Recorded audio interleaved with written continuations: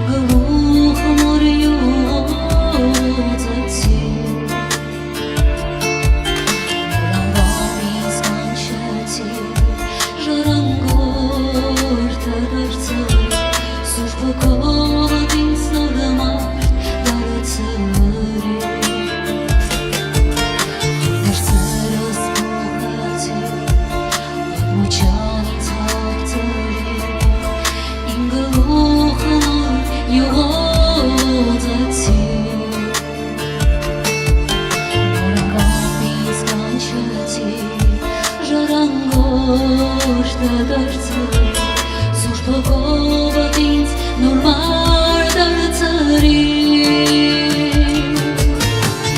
Վարկության բաժակս վերցնա Օշնության սիրո խոսքեր կբարձրացնա Սուրբ տաճարի դմաչքես սաղամոսներ կան երեքեն Ողջոգով և ողցրտով քեզ կօրհնեմ Փրկության բաժակս վերցնեմ Օշնության սիրո խոսքեր կբարձրացնեմ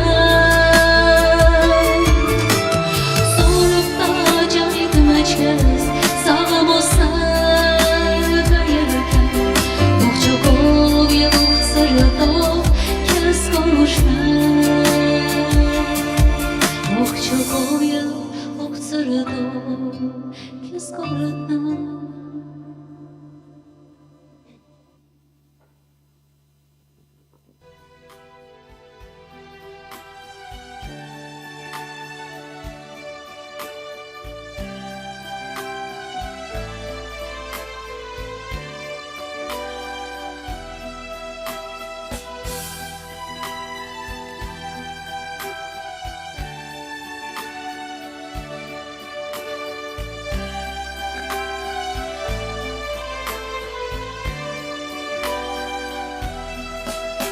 Դու գիտեք, թե հիմա ում եմ ես շատ սիրում Դու գիտեք, թե հիմա ում եմ ես կարոտում Ես ունեմ Տեր Հիսուս մեծ բրգիչ ինձ համար Եվ հոգով պատրաստ եմ կյանքս տալու Ես ունեմ Տեր Հիսուս մեծ բրգիչ ինձ համար Եվ հոգով պատրաստ եմ կյանքս տալու Տեր Հիսուս, աղաչում եմ բրգիչ ինձ արդևի տար խնդրում եմ Տեր Հիսուս, աղաչում եմ բրգիչ ինձ արդևի տար խնդրում եմ Թողնեմ ես բոլոր աշխարհի գործերով Իմ առջևը բացվել է հոգևոր դռները Ով փնտրի կգտնի թե սրտով ցանկանա Թագողին նվացի թե հոգով կմնա Ով փնտրի կգտնի թե սրտով կմնա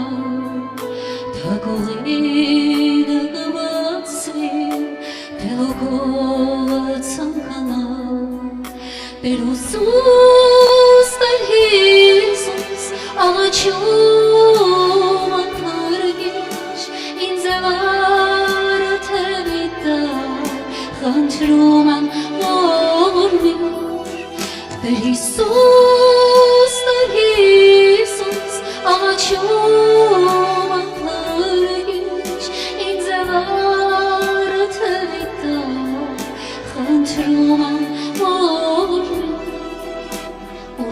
Ուրը մենք լինենք Տերը մեզ կտեսնի Ինչ էլ որ մենք խոսենք Հիսուսը կլսի Իսկ եթե սխալը ուշեղվենք իր շամից Հավատքով օթենք ներում կպարքելի Իսկ եթե սխալը ուշեղվենք իր շամից հավատքոթը ներում կպարքելի Տեր Հիսուս, աղաչում ապրգիչ ինձ վար գրծկիտա խնդրում եմ օրմիր Տեր Հիսուս,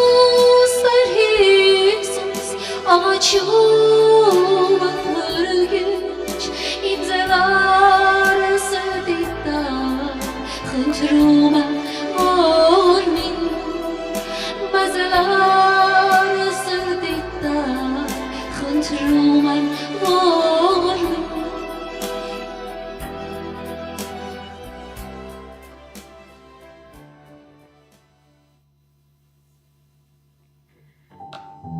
Սուրբ Հոգի քաղցրության Սուրբ Հոգի առաքինության լիության խոսքի աղոթքի Սուրբ Հոգի ընդամենը խնդրում եմ քեզանից մեկ բան լինես այս վայրում խոսես այն ինչ պիտի խոսվի եւ լրացնես այն խոսքը որ պիտի լրացվի Սուրբ Հոգի ամեն իմ էությունս այս անոթը որ դու սրբե մաքրել ես այս բերանը այս լսափողը թող որ այն այսօրվանից սկսած մինչև հավիտյանս հավիտենից սիրելիս քեզ ծառայի եւ կենթանի Աստծո խոսքը երբեք պակաս չլինի այս բերանից շնորհակալ եմ քեզանից քո ներկայության համար շնորհակալ եմ քեզանից որ դու օգտագործում ես այն անոթը որին որ պատրաստել ես սրբել ես ընդամենը փառք եմ տալիս ես քեզ եւ պատիվ եւ զորություն Սիրելիներ, խոսք Ինչ է նշանակում առաքելություն Մի փոքր ուզում եմ քեզ կողքից հուշել եւ ասել առաքելություն ինքը գալիս է առաքինի առաքյալ, առաքելական Այս առաքելական բառը, առաքելություն բառը ինքը մի բան է, որ ինքը բացառիկ իր մեջ նեշ կրում է սրբության ամենամեծ գրավականը Սիրելիներ, երբ որ մենք ասում ենք այս կին առաքինի կին է Ուրեմն նա առաքինի կին է Երբ որ մենք ասում ենք այս քարոզիչը առաքինի քարոզիչ է Ուրեմն առաքինի քարոզիչ է Երբ որ մենք ասում ենք սա առաքյալ է Քրիստոսի առաքյալն է Ինչ որ մեկը կարող է հասկանալ երբ որ Մինչ որ Քրիստոսի կները քարությունը նրանք աշակերտներն էին Տիրոջ Ես ուզում եմ որ այս խորը իմաստը դու քո մեջ սիրելիս ըմբռնես Ինչու են նրանք մինչ Քրիստոսի հարությունը Քրիստոսի Հիսուսի աշակերտները Ինչու նրանք հենց այն ժամանակվանից չէին առաքյալներ կոչվում Ինչու նրանք կոչվեցին աշակերտներ որովհետև նրանք սկզբից աշակերտեցին Տիրոջը լսեցին խոսքը բայց եկեք ու տեսեք որ Քրիստոսի հարությունից հետո Նոր նրանք անվանվեցին առաքյալներ Առաքյալ նայեք երբ որ մենք ասենք որ երբևիցե Հուդան իսկ առովտացի Հուդան ով որ մատնեց 30 արծաթով մեր Տիրոջը կարող ես դու նրան ասել որ նա առաքյալ էր Չէ սիրելիս եկեք հասկանանք նա աշակերտ էր ընդամենը նա էլ էր աշակերտում Տիրոջը բայց միշտեր որ կդառնան աշակերտները առաքյալի պաշտոնին Նրանք պիտի որոշակի առաքելություններ ցուցաբերեն Եվ որն է սա կարևորությունը որ առաքելությունը այնպիսի մի հոգի է որի մեջ բնակվում է երկնային Սուրբ Հոգու այսինքն պտուղները որի մեջ բնակվում է եւ որի մեջ պիտի բնակվի սիրելիս Առաքելական հոգին այն հոգին է որ մենք պիտի հասկանանք որ առանց Սուրբ Հոգու պտուղների Երբեք մարդը, ով էլ ուզում ես եղիր անուներ չեմ տա, սկսած հավատացյալից մինչև որ Աստծո ծառա եղիր, դու չես կարող կոչվել առաքյալ, որովհետև այն կապված է առաքյալ, առաքելություն, առաքելական, սա մի սրբացված անուն է, որ մենք պիտի հասկանանք ու գնահատենք։ Եվ այսօր հիմա ուզում եմ կարդալ Հակոբոսից մի կարևոր բան,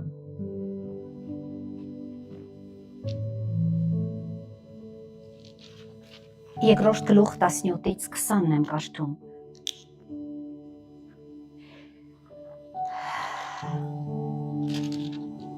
Ասում է այսպես.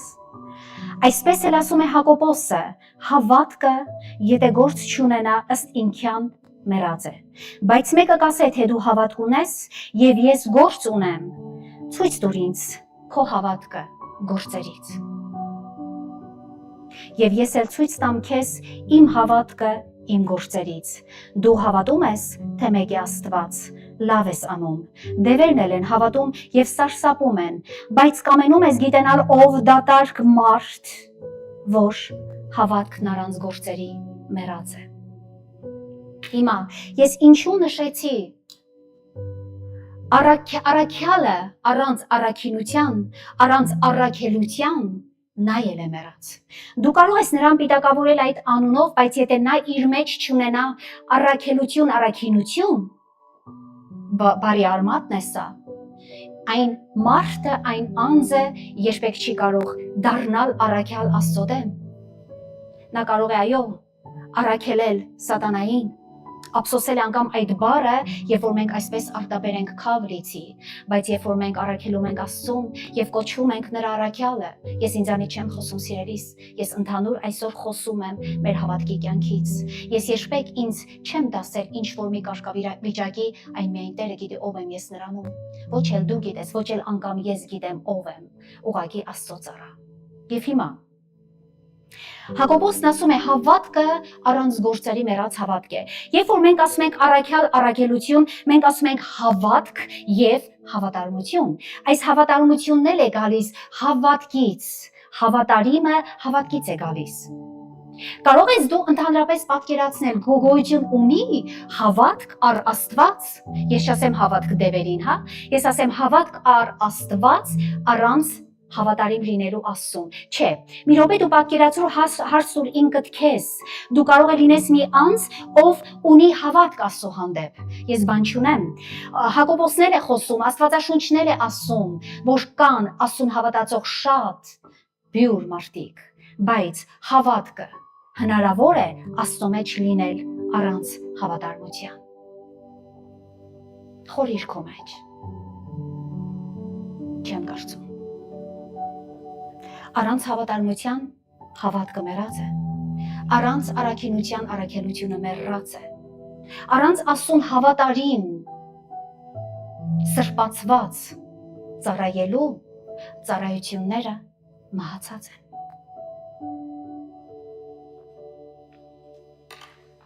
Մենք այսօր քիչ թե շատ պիտի խոսենք մի շատ կարևոր լեգենդար աստվածաշնչյան հերոսից։ Անկեղծ ասեմ, ես մինչև այսօր չհասկացա թե ով էր Սամսոնը։ Կլսած կլինես, կինոները տեսած կլինես։ Ես մինչև այսօր, երբ որ կարդում եմ Սամսոնի այն պատմությունը, սկսած իր մոր արգանդից մինչև իր այն պահը, երբ որ նա երկու սյուները շուրջ տվեց, հազարավոր մարդկային կյանքեր խլելով նաև ինքն իրեն կյանքը, ես անկեղծ ասեմ, ես ուզում եմ հասկանալ այս Սամսոնի բնությունը։ Այսպիսի տարօրինակ դեպք, այսպիսի տարօրինակ լեգենդար դեմք Աստվածաշնչում գրեթե գոյություն չունի։ Ինչու՞։ Սամսոնը մի տարօրինակ մարդ էր։ Ես չհասկացա նրան իրապես ով էր նա։ Նա կանչված ուխտավոր էր։ Նա Աստծո դեր մայրական արգանդի մեջ կանչված ուխտավոր էր, եւ այս Սամսոն մարդը ինքը ապրեց այնպիսի մի կյանք, որ իրոք զարուրելի էր, զարմանալի էր, քննադատելի էր, չընդունելի էր։ Ես ինչու եմ ասում, ես հանգիստ կերպով կարող եմ ասել, որ այսպիսի հավատացյալներին թեպետ որ Աստվածաշունչը, թեպետ որ Աստված ասում է մի դատիր, ես հասկանում եմ, դատել պետք չէ, բայց այս տեսակ ապրող մարդկանց, ովքեր որ իրենք ունեն իրենց ճանապարհ Աստծո մեջ, Աստծուց տրված եւ նշանակված, բայց կարծես թե դու կարդում անցնում ես ու հասկանում ես, բայց Տեր որն էր, ուր էր, ինչու՞մն էր նրա ճանապարհը, որ դու նրան տվել ես։ Ես անկեղծ այս մարդուց բան չեմ հասկանում, սիրելիս։ Եվ դու էլ նրանից բան չես հասկանա, ինչու, որովհետև այս Սամսոնը կկարդանք ու կհասկանանք ինչու էր այսպիսին իր էությունը։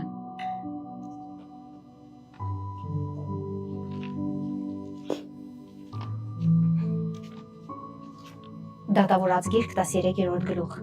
1-5 եմ կաշտում։ Եվ այստեղ ասում է, եւ Իսրայելի ոշթիքը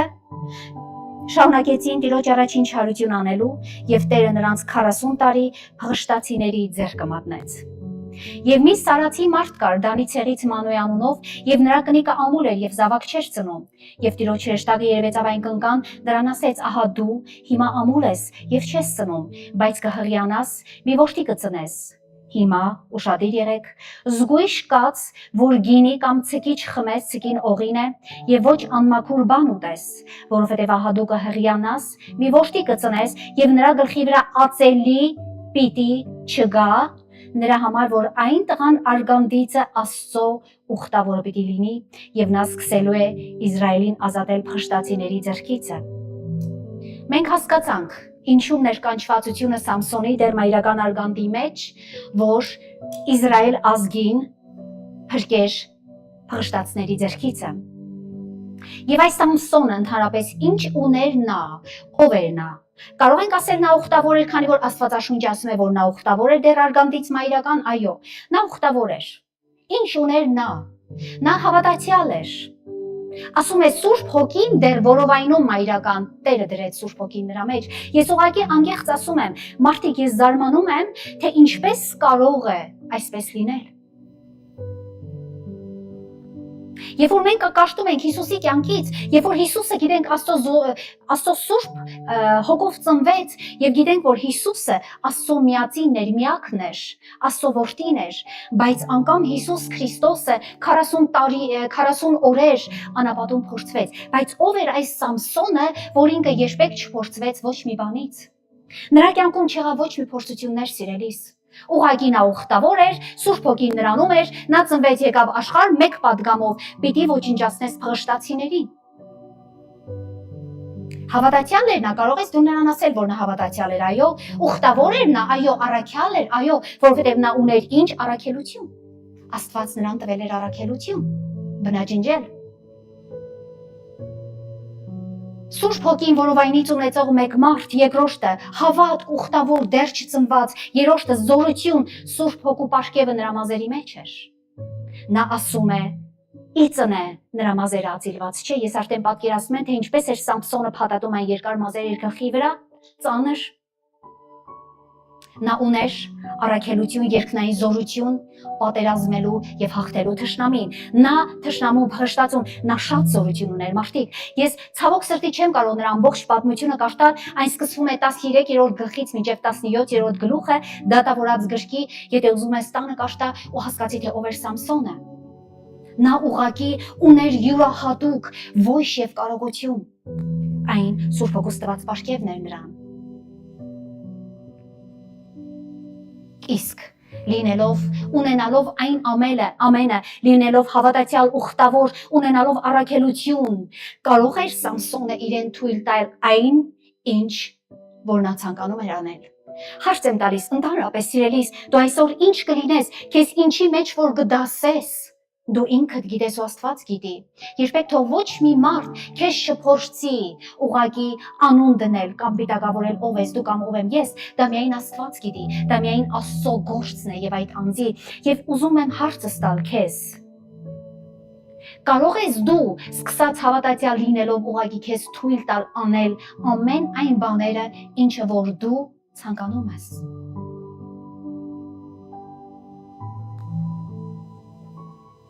Եկեք հետ դառնանք 2000 տարի առաջ Գեթսեմանի այգին մեկը որ ծնկած էր, որ ասում են իր առաջին այրան կատիկները թափեց Գեթսեմանի այգում, որտեղ որ աղոթում էր Հիսուս էր նրա անունը։ Հիսուս Քրիստոս, այո քո Տերը։ Ինչ էր աղոթում նա իր Տիրոջը, իր հորը։ Շատ ժամանակ մարդիկ ասում են մի րոպե, չէ որ Հիսուսն Աստված էր, ինչու էր նա ամեն ժամանակ երկրի վրա դասում իր հորը իրանից մեծ ու բարձր։ Սա այնպիսի մի հարց է, գիտեք սիրելիներ, անգամ լիդերների մեջ է այս հարցը քննվում։ Չէ որ ասում է Աստվածաշունչը, ասում է Հիսուսն ասում էր իմ հայր ինձանից մեծ է։ Եվ հիմա այս իմ հայր ինձանից մեծ է բառը ուզում եմ մի փոքր ես քո մեջ որոշում դնել եւ որոշում կայացնել, որպեսզի դու հասկանաս, թե ինչու Հիսուս այն ասեց։ Հիսուս այն ասեց, քանի որ նա երկնքից երկիր էր եկել եւ մարմնի մեջ էր, ֆիզիկական մարդկային մարմնի մեջ էր եւ դեռևս այն ամեն մարդիկը, ովքեր որ ֆիզիկական մարդկային մարմին վրան են կրում, նրանք չեն կարող Աստծուց բարձր լինել։ Այո, նա Աստված էր մինչ երկիր գալը, նա Աստծո որդին էր երկրում եւ երկնքում, բայց Հիսուսը անգամ ինքը իրեն երկրի վրա չձեռնապահեց ասել. Ես Աստված եմ, ասեց հայրը ինձանից մեծ է, որովհետեւ ինչու նա մարմնի մեջ էր։ Եվ Հիսուսի խոսքը Գեթսեմանիում ինչ է Հիսուսը չէր կարող ասել եւ անել, ինչ է Հիսուսը քո կարծիքով նրան պետք էր այդ աղոթքը, եթե ինքը Աստված էր եւ Աստծո որդի էր, պետք էր նրան այն 3 անգամ աղոթելը, երբ որ աշակերտները թողել էին նրան ասում էր հայր, եթե կարելի է այս բաժակը ինձանից հեռացրու, բայց ոչ թե իմ կամքը լինի, այլ քո կամքը։ Այսպես աղոթում էր Հիսուսը 3 անգամ եւ ասում է 3-րդ անգամ ասեց թող որ քո կամքը լինի։ Եթե այն բաժակը ես պիտի խմեմ, թող քո կամքը լինի։ Հիմա Հիսուսը մեզ ցույց էր տալիս իր աղոթքով, թե ինչպես պիտի ընդհանրապես վարվի մարդը Աստծո մեջ։ Իսկ ինչպես վարվեց ուխտավոր Սամսոնը իր առաքելության հետ, ինչպես ենք մենք վարվում ուխտավորներս այսօր մեր առաքելության մեջ, ինչպես մարդիկ։ Մենք արդյոք խնդրում ենք Աստծո կամքը, արդյոք մենք ծնկում ենք, հասկանում է, որ դու մարմին ես, հասկանում է, որ ես մարմին եմ, հասկանում է, որ մարմնական ինչ-որ որոշակի դեր, խայծեր իմ մեջ գոյություն ունեն։ Եթե այդքան սուրբ լինեի մեծատար, երկրի վրա այլևս չէի լինի, փաստորեն այնքան փոքրատար է իմ սրբությունը, որ դեռ ինձ պետք է սրբանալ, բայց ասում եմ, ինչպես կարող ենք մենք վարվել երկրի վրա։ Ինչպես կարող են ուխտավոր Սամսոնները վարվել, որն է իրականում այն ճշմարիտը։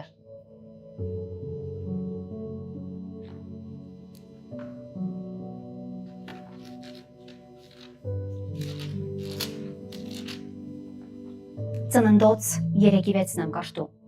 Ասում է. «Եվ կինը տեսավ, որ ծառը լավ էր ուտելու համար, եւ թե հաճելի էր աչքերին, եւ փափագելի է ծառը նայելու համար, առավ նրա պտղիցը եւ կերավ եւ իր հետ իր մարդին էլ տվավ եւ նա կերավ»։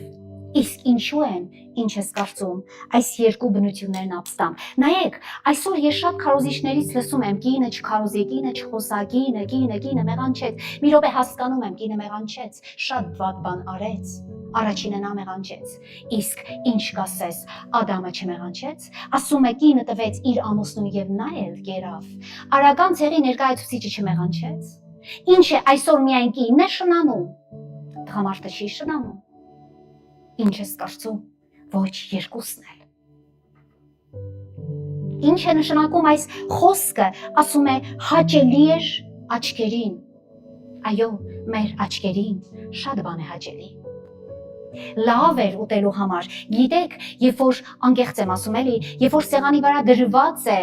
այն հաց ու պանիրը կամ միայն հացը եւ այն սեղանի կողքի վրա դրված է այն բուրն ամանի մեջ լցված տարբեր տեսականի խորովածը, դե բնականաբար ինձ թվում է որ դու քո ձեռքը, ես իմ ձեռքը կմեկնենք եւ այն հաց ու պանիրը չենք ուտի կամ միայն հացն ու ջուրը չենք ուտի խմի,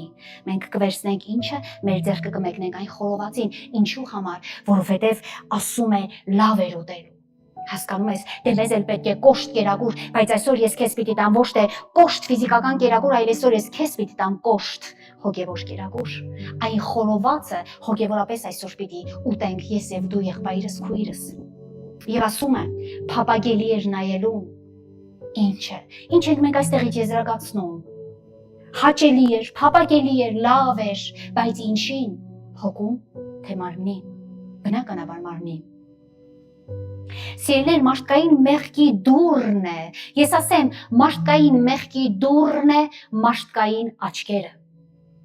Ամբողջ մարդկային կյանքի մեղսակից կյանքը սկսվում է այս երկու զույգ աչքերից։ Գիտես դու դա։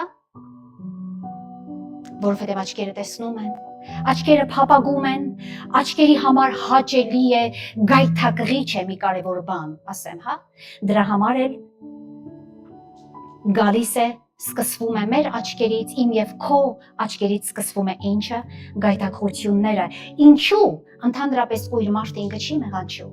Դու տեսել ես մի ծնված կույր, որ երբևիցե այդ տեսակ մեղանջի, ինչպես որ ես եւ դու ենք մեղանչում։ Տեսել ես դու դա։ Ոչ, նա ուղղակի նստած մուրացկանություն է անում։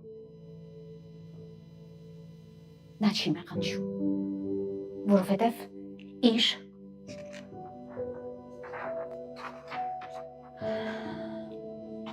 աչքերը, մեղքը, մեղքի դուռը, մեր մեղքի դուռը մեր աչքերը, փակ է նրա առջև, կույրի առջև մեղքի դուռը փակ է մարդիկ, նա չի կարող մեղանչել։ Իսկ դու, սիրելիս, կարող ես ինքդ կամ այդ մեղքի դուռը բաց անել քեզ համար, կամ կարող ես փակել քեզ համար։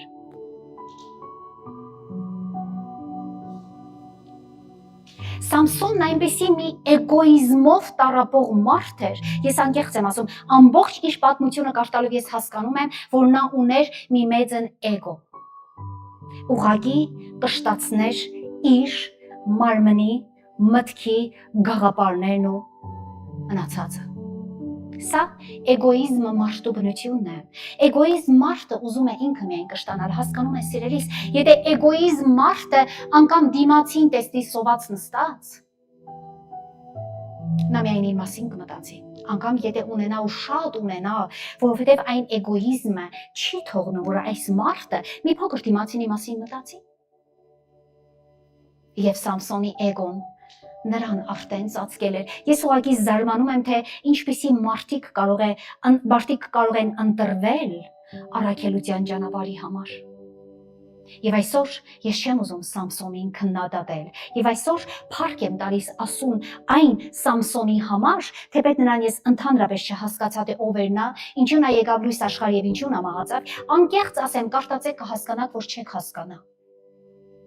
Բայց եթե Աստված տվեց նրան, ուրեմն նրան տվեց մեկ կարևոր բանի համար, որ մենք երբեք Սամսոնի նման առաքելությունը ոտնակող չանենք։ Երբեք որ մենք Սամսոնի նման ուխտը դուրս չանենք։ Այս սրա համար է մեզ տվել Աստված Սամսոն։ Ինչ է կարծում ես, չէր կարող Աստված ինչ որ մեկին տալ, ով կարող էր ի սկզբանե, կարող էր։ Բայց սիրելիս, սա գրված է այսօր մեր հոգիների փրկության համար, սա գրված է, որպեսզի մենք այսօր հասկանանք, թե ով եմ ես Աստծո մեջ եւ ով ես դու Աստծո մեջ։ Դրա համար մեզ պետք է Սամսոնի մի շատ տարօրինակ բացառիկ կյանք։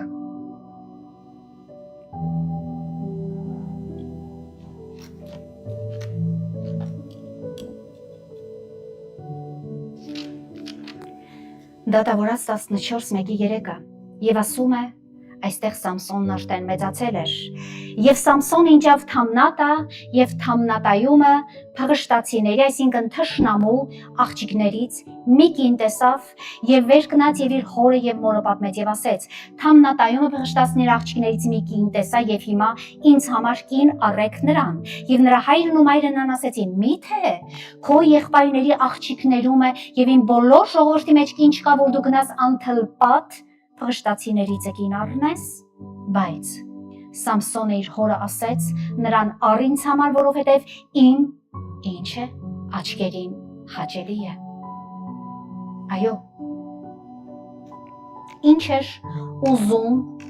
Սամսոնից ուխտավոր Աստված, Տերին, ինչ էր դու նրանից ուզում, ինչով էր զբաղված ընդհանրապես Սամսոնը մարդիկ։ Կին էր ուզում առնել, բայց ինչ կին, թշնամու կինը։ Ընդհանրապես սիրելիներ, նոր ուխտի վերաբերյալ ես ուզում եմ մի կարևոր բան ասել, այսինքն հին ուխտը վերագրել նոր ուխտին եւ ասել, երբ որ ընդհանուր մենք ցանկանում ենք կին առնել եւ տղամարդ առնենք, երբ որ դու հոգեվոր woman մեկն ես Քրիստոսի մեջ, քույր եղբայր ուշադիր լսիր այս խոսքը։ Եթե դու հավատացյալ եղբայր ես Աստծո մեջ, վերածնված Քրիստոսի Սուրբ Հոգովը, քույր ես, եթե դու վերածնված մեկն ես Աստծո Սուրբ Հոգովը վերևից ծնված, ես քեզ, Աստվածաշունչը քեզ տալիս է մի մեծ խորհուրդ։ Ընդհանրապես թշնամուց կին չառնես եւ ամուսին չառնես, ով է թշնամին նոր ուխտի մեջ։ Նոր ուխտի մեջ թշնամին հետանոսն է մարդիկ։ Ես չեմ ուզում բարից բուն իմաստով դուք հասկանաք, քանի որ նոր ուխտի մեջ մենք չունենք թշնամի, բայց հին ուխտի վերագրելով նոր ուխտի մեջ, թշնամուց ասում եք ինչ առնես եւ թշնամուն ինչ տաս, ինչու, հավատացյալ մարդ, դու չես կարող աշխարհիկ ոմն մեկի հետ ամուսնանաս, ես ունեմ մեկ հավատացյալ քույրիկ, ով որ արեց դա, աշտեն 4 տարիները նա տառապում է այդ ընտանեկան խնդիրների մեջ, ասում է Աստվածաշունչը, ինչ կապ ունի սևը սպիտակի հետ, ինչ կապ ունի աշխարհը Քրիստոսի հետ, ինչ կապ ունի մեր հավատքը, այս երկրավոր հավատքի հետ, ինչ կապ ունի մարդիկ։ Դրա համար թշնամուց կին առնել եւ թշնամուն կին տալ, դա իրականում քրիստոնյայի վայել չէ, որովհետեւ քրիստոնյան ինքը պիտի հասկանա, եւ որ ես առա աշխարհիկ մի տղամարդ ու իմ կյանքը խոր հոգեվորության մեջ է, վաղը նա ինձ արգելելու է Քրիստոս պաշտել։ Եվ բաժանությունը լինելու է նրանց երկուսի մեջ, նույն էլ հակառակը։ Եթե դու առար մի անհավատ կին, ով որ աշխարհի մեջ ապրող է եւ Քրիստոս չունի, դու տառապելու ես, քանի որ միշտ չէ մեզ մոտ միշտ չի ստացվում, որպեսզի մենք կարողանանք այդ աշխարհիկ մարդկանց բերենք Հիսուսին։ Եվ այսպես Սամսոն կին էր ուզում, հասկանալի է տղամարդես, բայց ինչ կին, ումից էր դու կին պահանջում, փղշտացիներից կին էր դու պահանջում, այդ պահին դու քեզ չհարցրեցիր մի րոպե, ինչ է գրված իմ օրենքումը գրքի, կատարելով եսի եւ մարմնի ցանկությունը Սամսոնը, բայց ոչ Աստծո։ Նորից կրկնում եմ, Սամսոնը կատարելով ինքը իր եսի, իր էգոյի մարմնի ցանկությունը, բայց ոչ Աստծո ցանկությունը, այն պարտություն դարձավ նրա կյանքում որպես առաքյալ կամ ուխտավոր։ Ինչու։ Քեզ թվում է, Սամսոն, դու կարող ես անել ինչ ուզես։ Քեզ թվում է, ուղղակի սիրելիս, ես քեզ պարզ ասում եմ, քեզ թվում է, որ ես կարող եմ այս ամբիոնի վրա կանգնել եւ ուղղակի իմ շրթներ կարմիր վառ կարմիր գույնի ներկել եւ ուղղակի հագնել կներեք 1000 անգամ իմ արտահայտությանը, մինի յուբկա եւ քեզ խոսք քարոզել։ Չէ, դու կարծում ես ուղղակի ես կարող եմ այն հենց այնպես անել, բայց չէ որ դու միանգամից կնկատես ու կհասկանաս, որ ով է այս մարդը եւ մի րոպե, այսպիսի Սամսոններ շատ կան այս երկրի վրա, ովքեր որ ում որ թվում է, որ դե եթե Աստված նրանց տվել է ուխտը, ապա այն ուխտի մեջ նրանք կարող են վարվել ինչպես կուզեն։ Ոչ սիրելիս, այսպիսի բան թույլ տված չէ երբեք Աստծո կողմից։ Եվ ինչ անենք մենք երբեք չենք կարող եւ այդ իրավունք անգամ չունենք, որովհետեւ մեզ տրված է աղոթք, մեզ տրված է Քրիստոսի օրինակը, որ մենք կհասկանանք, թե ինչպես հասկանանք, որ անենք պիտի, թե չանենք պիտի։ Եվ սա է։ Կատարելով Աստծո խոսքը եւ կամքը թշնամուն հաղթող պիտի դուրս գաս դու, ես Սամսոնը պիտի դուրս գար, թշնամուն նա պիտի հաղթեր, բայց երբ որ մենք նայում ենք նրա կյանքին եւ նայում ենք բոլորիս կյանքին, իսկ թշնամին է կհաղթվել Աստծուց, բայց եկեք ու տեսեք, այստեղ ոչ թշնամին հաղթվեց Աստծուց, ոչ էլ Սամսոնը հաղթեց թշնամուն։ Բառացիորեն ասում եմ, Սամսոնը չկարողացավ թշնամուն կոնկրետ հաղթել։ Ինչու՞, կհասկանանք։ Ադամի առաքելությունն էր հաղթել չարի եւ բարու ծառին, բայց որ ծառի պտղիցը որ նա ուտեր, սիրելիս, հիշիր, Ադամին տրված էր այն առաքելությունը եւ ուխտը եւ Աստված ասել էր. «Պարտեզի բոլոր ծառերից կարող ես սնվել»։ Բոլոր։ Բայց այս մեկ ծառիցը չար եւ բարու մեկ հատ ծառ էր։ Ամբողջ պարտեզի մեջ կար հազարավոր ծառներ եւ որ դու այսօր երբևիցե կարող ես հասկանալ, թե որքան մրկաշեն, մրկեղեն աշխարհ մենք ունենք տարբեր տեսականի հաշվիր, ինքդ իմացիր, որ այն ծառի պտուղները կարող էին նրանք վայելել, բայց Տերն ասեց այս չար եւ բարու ծառի պտղիցը չուտես։ Եվ եթե Ադամին տրված էր այն առաքելությունը հաղթել չար եւ բարու ծառին, բայց նա կերավ չար եւ բարու ծառի պտղիցը եւ ակտիվացրեց չարին այս աշխարհի վրա, ակտիվացրեց նա ակտիվացրեց սատանայի պտուղը, որ մենք այսօր բոլորս էլ ուզում ենք ուտել։ Որն է այն, մեր աչքերի նայված կողային գեղեցիկը։ չէ դե ասում է ես գեղեցիկ կին եմ ուզում առնեմ, ես ուզում եմ գեղեցիկ ամուսին առնեմ, նա պիտի լինի բոյով, նա պիտի լինի մարզված, նա պիտի լինի շատ շքեղ իր տեսքով, բայց սիրելիս, արդյոք այդ մարդը կունենա շքեղություն իր հոգևոր իր էության մեջ, դա էլ մի մեծ հարց է։ Հասկանում ես, երբ որ մենք մեր աչքերով ենք գերադասում, երբ որ այնտեղ Աստված ընտրում էր առաջի թագավորին, երբ որ ինքը Սամուել մարգարեն ասեց, Եղիապ անցկացրեց 8 եղբայրները, անցկացնում էր Աստված այն 8 եղբայրներին Սամուելի կողքով, եւ Սամուելը տեսավ այն Եղիապին գեղեցիկ բոյով, տեսքով, եւ Աստված ասեց նրան ես անարգեցի։ Ինչու Աստված տեսավ Դավիթի սիրտը, նա փոքրամարմին էր, նա կարմրաթուշ էր, նա առանձնակի գեղեցկություն չուներ, բայց նա ուներ Աստծո համար սիրտ, այսինքն երբ որ մեր աչքերն է այն տեսնում, դե կին պիտի առնես ինձ համար եւ այս փղշտացու կինը, որովհետեւ ինչու նա գայթակղիչ է, նա գեղեցիկ է,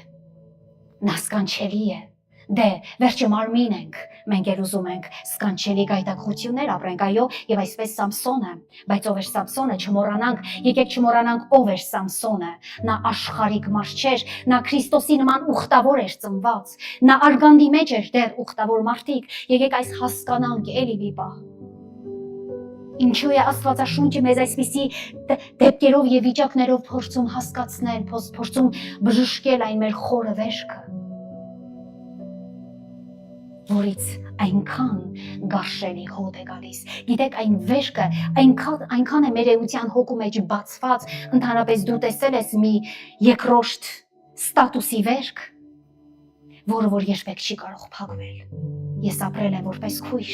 ես մշակել եմ այդ վեշկերը ամիսներով եւ ասեմ քեզ սիրելիս, այսպես շպիլկա պիտի կպցնեի իմ քթերին, որպեսզի ես ինքս ինձ հասկանում ես, այս մի կարշահոտ վիճակ է մեր կյանքում, մեր հոգու վեշքը այնքան խորն է, այնքան բացված է, այնքան կոլոնիզացված է այս վեշքը, որ այնտեղից հոտ է գալիս եւ այսպիսի մեր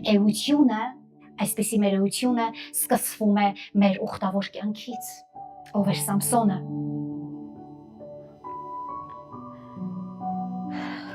Ադամը, ինչպես Սամսոնը, կատարեցին թշնամու կամքը եւ ցանկությունը, լինելով նրանք ուխտի եւ ուխտի մեջ,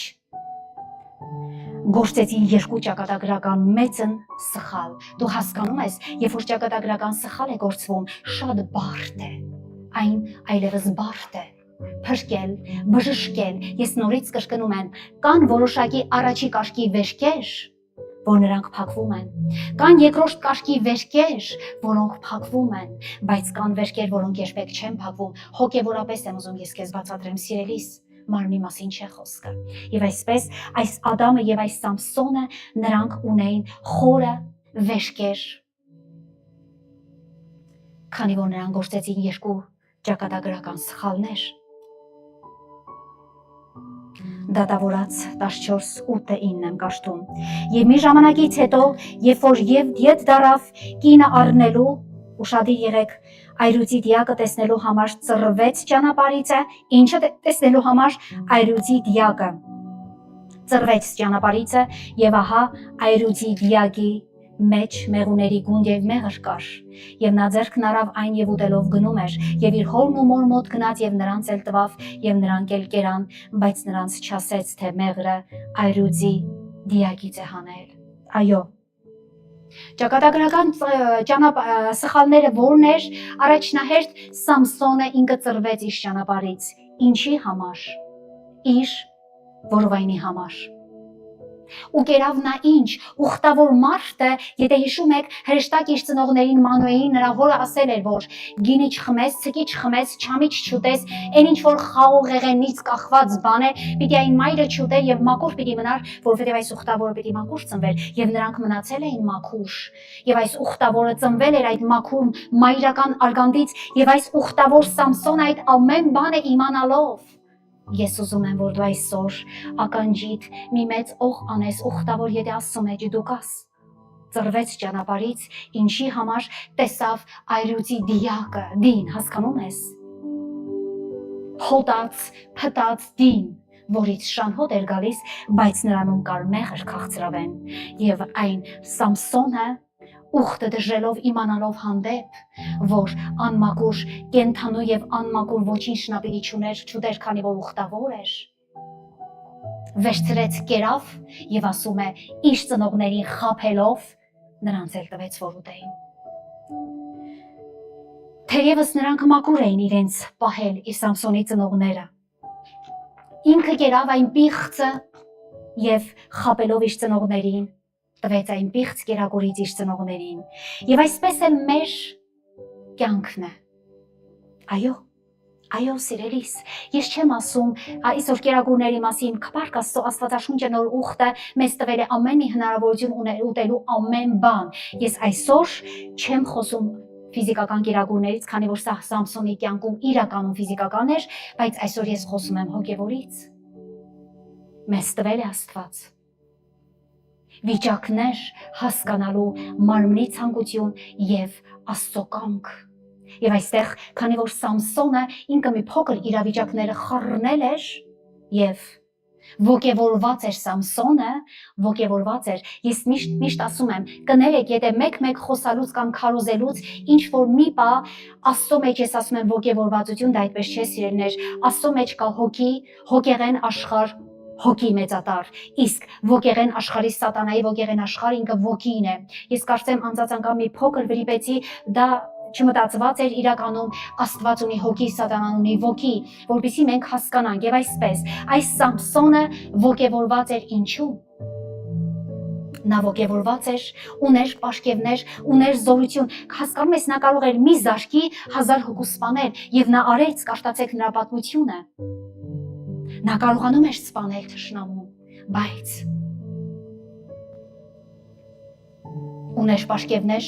ուներ զորություն, բայց չուներ ոչ մի հոգևոր պտուղներ։ Եկեք թվենք նրա ֆիզիկական եւ հոգևոր պտուղների մասին։ Ասում եմ, նա առաջնահերթ մի մարդ էր, ով չուներ ժուշկալություն, ով չուներ ինքնատիպ տիրապետում։ Սամսոնը ինքը կարելի ասել կնամոլ մեկն էր։ Սա առաջինը, հիշիր։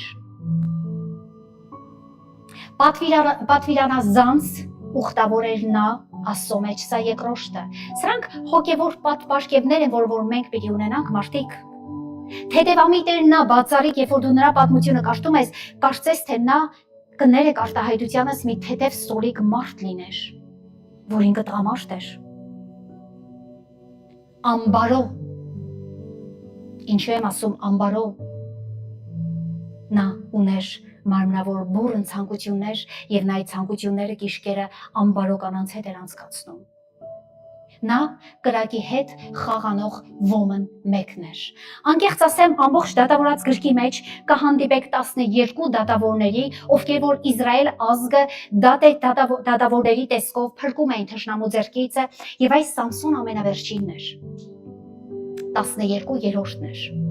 12 դատավորներ կհանդիպես այնտեղ եւ ասեմ Սամսոնի նման ոչ մեկ այդպես Աստծո մեջ այդ տեսակ թեթևամիտ վարված չկար ինչ որ նա էր։ Եվ սրանք մարդկային հոգևոր Աստծո տված Սուրբ Հոգու հոգևոր պտուղներն են, որ ընդհանրապես օգտավոր մարդը իր մեջ պիտի ունենա։ Ես հարց եմ տալիս, միշտ հարց եմ տալիս ինձ, կամ մեկ բան, որ ես պիտի պայքարեմ դրա դեմ։ Կարող է ես չունեմ ինքնատիրապետում, կարող է ես շուտ եմ զայրանում, կարող է ես շուտ եմ մարդկանց իմ կյանքից բնաջնջում, բայց Աստծո կամքն է, բայց կարող է ես ինչ որ մի հատուկ գիծ ունեմ բնավորության, ես ծնկում եմ եւ Աստծուն ասում եմ Տեր որն է ցույց տուր ինձ, որպեսզի ես պայքարեմ եւ հասնեմ այն հոգեվոր պտուղներին, որ գրված է Պողոսի թղթերի մեջ։ Եվ ամենակարևորը ժուշկալությունը, որ ամեն հոգևոր մարդ պիտի ինքը իրեն կարողանա տիրապետել իր ֆիզիկական կիշկերը եւ մարմնական հաճույքները, սա ամենակարևորն է, քանզի որ այս պատճառով են մարդիկ գնում մեղքի դուր։ Նորից եմ ասում, աչքերը դե տեսնում է։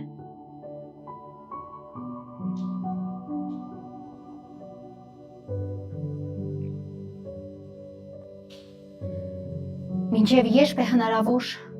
որ մեր անհավատարմության դեպքում Սուրբ Հոգին մնա մեր հանդեպ հավատարիմ, մինչև երբ կարող ենք Տիրոջը փորձել, դա եմ ուզում ասել։ Մինչև երբ կարող ենք, ուր ենք կարող մինչև հասնել, որ գագաթնակետին կամ որ անկմանը, որպեսզի դեր Սուրբ Հոգին մեր մեջ բնակվի ու մեզ պին բռնի, քանի որ Աստվածաշունչը ասում է. բռնեցիր կբռնեմ, բաց թողեցիր կթողնեմ։ Սա պարզ է, սիրելիս, դու քեզ մի հույսեր փայփայիր, որ ինչ էլ որ ուզես դու անես, քեզ ուղղակի Աստված էսպես պին բռնելու է, ոչ, սատանան կբռնի քեզ պին, դու բաց չի թողնի, բայց Աստված ոչ։ Աստված ասում է, ծուռի հետ ծռվում է, շիտակի հետ շիտակ է, աշտարի հետ աշտար է, եւ ով որ Աստծո ձեռքը թողնում է, թողնվում է Աստծուց։ Այսպիսին է մեր Տեր Աստծո բնավորությունը, համակերպիր սրա հետ։ Եվ ինչ պիտի լինի մեր անհավատարմության մեջ, որովհետեւ մեկ օր Աստված մեզ թողնի։ Մինչև երբ կմնա հոգևոր պաշկևները մարդու մեջ, երբ դու կատակում, խաբում, ծաղրում ես Սամսոն եւ խաղում ես Աստծո հետ։ Մինչև երբ հարց տվել ես ինքդ քեզ, որ դու դեռ այսօր ողջ առողջ ես։ Ոչ, Սամսոնից չենք խոսում, Սամսոնի կյանքը քննարկում ենք, խոսում ենք ինձանից եւ քեզանից, մինչև երբ, մարդիկ։ Ով է, ընդհանրապես ով է քեզ խաբել, որ Աստված միայն սեր է, ես զարմանում եմ։ Երբ որ ինձ առաջներում ասում էին Աստված սեր է, Քրիստոս սեր է, երբ որ ես բացեցի հին ուխտը, գիտեք մարդիկ, երբ որ դուք ուզում եք Աստծո բնավորության գծերը հասկանաք, ես ձեզ ուղղակի խնդրում եմ, հորդորում եմ, կաշտացեք շատ հին ուխտը։ Նոր ուխտի մեջ Աստված սեր է, միայն սեր է, ողորմած է, գթած է, ուղարկեց իր որդուն սիրո համար, բայց հին ուխտի մեջ մի կաշտացեք, տեսեք, ով է իրականում, դու ասում ես Աստված սեր է, Աստված սեր է, բայց Աստված միայն սեր չէ, հին ուխտի մեջ նա մաշող կրակ է, դու ընդհանրապես նկատել ես, թե ինչպես Մովսեսը ամբողջ իր կյանքը ծառայեց Աստծուն, բայց մեկ վրիպու եւ Մովսեսը չմտավ Քանանի երկիր, պատժվեց։ Բայց այստեղ ուր էր Աստծո սերը։ Մի րոպե տեր, Մովսեսը քեզ ծառայեց 120 տարիներ, կարելի ասել կներեք 80 տարիներ, նա սկսեց 80 տարեկանում ծառայել Աստծուն 40 տարիներ։ Եվ այսպես ուր էր Աստծո սերը Մովսեսի հանդեպ, եթե նա ամբողջ այդ տարիները ասում է Մովսեսի նման հեզ մարդ գոյություն չուներ երկրի վրա, բայց ինչու դեր, ինչու դու չտվեցիր նրան, դու պատժեցիր նրան, չտվիր այն հնարավորությունը, որ ինքը մտներ Քանանի երկիրը Հեսուի հետ, որովհետև Աստված բարկացավ։ Իսկ եթե Աստված բարկանում է սիրելիս, ես ասում եմ քեզ պարզ ու շիտակ, եթե Աստծուն դու բարկացրեցիր, նա այլևս չի կարող քեզ սիրել։ Նա քեզ պիտի զարկի։ Սամսոն, դու կարող ես քեզանում բանտարկել պաշկևները, Սուրբ Հոգու պաշկևները տվեց քեզ Աստված, հավիտյան մնալու է։ Կուզես դու հետագայում սատանային ծառայի, դու այն պաշկևներն ունենալու ես, այն բժշկության պաշկևները, այն լեզուների պաշկևները, մարդիկ կան ասում են, դե ես Սուրբ Հոգու լեզուների պաշկևներն ունեմ։ Եվ մեղքով լեցված ապրում են, եւ քանի որ նրանք շարունակում են այդ Սուրբ Հոգու լեզուներով աղոթել, նրանց թվում է թե Սուրբ Հոգին նրանցում է, ոչ սիրելիս, վաղուց է քեզ զգել Սուրբ Հոգին։ Պաշկևները մնում են, գրված է Աստվածաշնչի մեջ, խոսքը կաշտա եւ ստույգ հասկացիր քո կյանքում, որ Աստված իր տված պաշկևը ետ չի վերցնում։ Պաշկևները մնում են, եւ այս Սամսոնի վրա կային այն պաշկևները, եւ նա ոգևորված էր դրանով շատ։ Դու կարող ես բանտարկել պաշկևներ, այո, դու բանտարկելու ես պաշկևները, քանի որ Աստված այն երբեք ետ չի առնի, առաքելության հոգին էլ ես կարող քո մեջ բանտարկել։ Գիտես, իսկ անգամ դու կարող ես քո հոգին բանտարկել, սիրելիս։ Քո հոգին, այո։ Իսկ Սուրբ Հոգուն բանտարկել դու չես կարող։ Դու ամեն բան կարող ես բանտարկել, ամեն ինչ քո կյանքում, բայց ոչ Սուրբ Հոգում։ Քանզի նա հեռանալու կարողություն ունի։ Պղծավայրում սիրելի Սուրբը չի կարող մնալ մեծադար Սուրբը։ Պիղծ վայրում, պիղծ մարմնի մեջ պղծաշաղաղ մտքերի մեջ, գայթակղված աչքերի մեջ, մարմնավոր ցանկությունների մեջ։ Սամսոն չի կարող երբեք Սուրբ Հոգին դիմանալ։ Բայց երբ թողեց Սուրբ Հոգին Սամսոնին, ուզում ես այն իմանալ, այո, նա թողեց նրան, թողեց, բայց երբ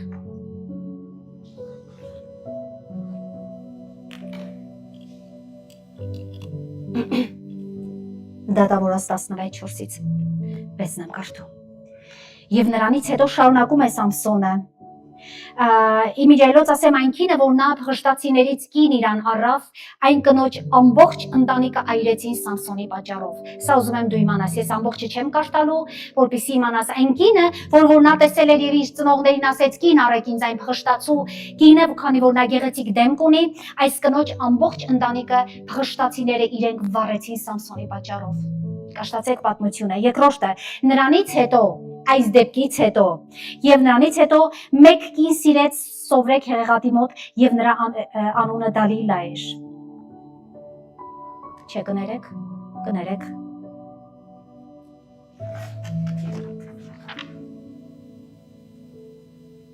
Հա, 16-ի 1-ից 3-ը չեմ կարդացել։ Եվ ասում է այստեղ, եւ Սամսոնը գնաց Գազա եւ այնտեղ մի պոռնիկ կին տեսավ եւ նրա մոտ մտավ։ Եվ գազացիներին ասեցին, թե Սամսոնը եկել է այստեղ եւ պաշարեցին եւ բոլոր գիշերը նրան դրանակալ եղան քաղաքի դրան մոտ եւ բոլոր գիշերը լռեցին եւ ասեցին առավոտը կանող մերցնենք նրան։ Եվ Սամսոնը մինչեւ կեսգիշերը քնեց եւ կեսգիշերին վեր կացավ եւ քաղաքի դրան փեղկերը երկու սեմերովը բռնեց եւ նրան մի գողը մեկտեղ հանեց եւ ուսերի վրա առնելով նրանց Քեբրոնի դիմացի Սարի գլուխը տարավ։ Սա ինչ տարօրինակ քայլ է։ Ես ուզում եմ հասկանանք ինչ էր անում Սամսոնը։ Նա մտավ ամբողջ գիշեր պոռնիկ կնոջ մոտ։ Սա մի ուխտավոր մարդու մասին է խոսքը, մարդիկ։ Եվ ասում է դա քիչ չէր, թշնամուն ցույց տվեց, թե որքան ուժ ունի ինքը, այսինքն ինքը իր ցույց էր դնում իր մարմնավոր կարիքները, կիշկերը եւ իր մարմնավոր զորությունը, որ նրանից չէր սիրելիս, նա սուց էր, այն զորությունը նա ուներ Տիրոջից։ Եվս մեկ անգամ թշնամություն արեց Սամսոն օրենքի դեմ, քանի որ նա ինչ եղավ, պոռնկացավ։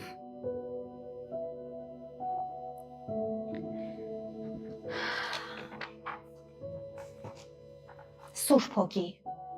որքան են ամես համբերում, մարդիկ, որքան է Աստծո Սուրբ Հոգին, հեզ հնազանդ ու հլու, համբերում մեզ Սամսոններիս, որքան։ Եվ որքան պիտի համբերի, որքան որ նա ցանկանում է մեզ սշպացնել եւ մաքրել, այնքան մենք հակառակն ենք անում։ Պղծում ենք նրա աթոռը, պղծում ենք նրա աթոռը մեր հոգու մեջ դրված։ Չհասկանալով որ ինչ ենք անում դե մենք։ Դատավորած 16:4-6-ն եմ հիմա կարդում։ Եվ ասում է այս դեպքից հետո էլ եւ նրանից հետո մեկին սիրեց Սովրեկ հեղեղատի մոտ ու նրա անունը Դալիլա էր եւ փղշտացիների նախարարները այն կնկամոտ գնացին եւ նրան ասեցին նրան խափիր եւ տես թե նրա մեծ զորությունը ինչումն է թե ինչով կկարողանանք նրան հաղթել որ նրան հաղթենք եւ տկարացնենք եւ մենք քեզ ամեն մեկս 1500 արծաթ կտանք եւ Դալիլան Սամսոնին ասեց աղաչում եմ հայտնիր ինձ թե քո մեծ զորությունը ինչումն է եւ քեզ տկարացնելու համար ինչ բանով կապել է պետք։ Գիտեք, հեշտական Սամսոնի քայլերը հիմա Դալիլան է, ձևացնում է կին, որ նա չէ, ծախված է փղշտացների արծաթի տակ եւ այստեղ հիմա սկսում է մեր թեթևամիտ Սամսոն եղբայրը խափնվել այս գործոնի տակ։ Թեթևամիտ բառից բուն իմաստով առանց որևիցե մի տրտմությամբ ես կասեմ թեթևամիտ ուխտավոր։ Ուրիշ բան ես չեմ տեսնում նրա կյանքում եւ ասում եմ ամբողջ Աստվածաշնչի մեջ չկա մեկը ով կարող է ինձ այսպես բարկացնել ինչպես որ Սամսոնը հոգեվոր բարկություն եմ ապրում երբ որ կաշտում եմ նրա պատմությունը Եվ ոչինչ չկա, որ նա փորձի փոխել, դե մենք բոլորս ենք մեղքից ետ եկել, հասկանում ես սիրելիս, ես էլ եմ մեղավոր անցյալ ունեցել, բայց երբ որ կանգնում ենք արդեն Աստծո հոգու եւ սրբության ներքո, մենք պիտի մեզ հաշիվ տանք, թե որտեղից ենք եկել եւ ուր ենք գնալու, սա է կարևորը։ Անցյալն անցյալ է մնում, ներկան ներկա է մնում, ապագան ապագա է, որի մասին մենք պիտի խորենք եւ հասկանանք մի րոպե։ Ինչ եմ ես ուզում իմ ապագայից կամ իմ ներկայից եւ այսպես շարունակում եմ։ Ինչ էր այս Սամսոնը։ Հիմա Դալիլան փորձում էր նրան, ամեն կերպով փորձեց նրան, որպեսզի նա հայտներ իր գաղտնիքը։ Ես հասկացել եմ մի կարևոր բան։ Չհայտնես երբեք ոչ մեկին քո գաղտնիք, անգամ քո ծոցի կնոջ եւ ամուսնու չհայտնես։ Ես սովորում եմ այսօր։ Անկեղծ անում եմ ես քեզ, որ սովորում եմ մարդկանցից գաղտնիքը պահել։ Ամեն մի գաղտնիքը, որ ամեն մարդ չէ որ արժանի է այն իմանալու։ Եվ հիմա այս Սամսոնը առաջնահերթ ասեց Դալիլային, թվում եմ նրա խեղկատակություններն Աստծո մեջ մարդիկ, սա ուղղակի խաղ էր Աստծո մեջ, սա կրակետ խաղ անել էր, սա մի տարօրինակ երևույթ էր, որ այս Սամսոնը անդադար անում էր եւ ասեց. առաջին հերթին կկարողանաք ինձ զրկել իմ ոյժից, եթե 7 հատ չչորացած դալար ջղերով կապեք իմ ձեռքերը։ Եվ Դալիլան անում էր այն, եւ գիշերվա կեսին Դալիլան գոռում էր Սամսոն փղշտացիները եւ Սամսոնը ելնում էր, կոտրատում էր ամեն բան, նրա ուժը դեռ իր վրա էր։ Ինչու եմ ես այս ամենը պատմում քեզ։ Եվ երկրորդ փորձը Դալիլան նրան ասեց, չէ որ դու ինձ չես սիրում, քանի որ ճշմարտությունը չես ասում։ Երկրորդ փորձը, երկրորդ Աստծո հետ խաղը, նա ասեց. նոր եւ չօգտագործված չվաններով եթե ինձ կապեն, ես կտկարանամ։ Եվ անում էին, Դալիլան կապում էր նրան եւ ասում էր գիշերվա կեսին փղշտացիները Սամսոն եւ նա վեր էր կենում, թոտապում էր ինքը իրեն եւ իր ուժը դեռ իր վրա էր եւ Դալիլան այնքան լացեց, ծնկաչոք եղավ նրան ասելով. եթե դու ինձ սիրեիր, ճշմարտությունը կասեիր։ Երրորդը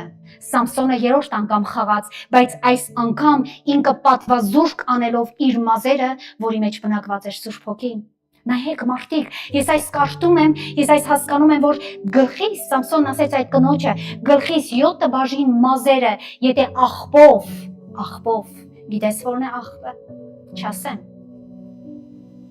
ուղղակի այն քո կուխնյայում, վեդրոյում գտնված աղբի մասին չէր, այն ուրիշ աղբի մասին է,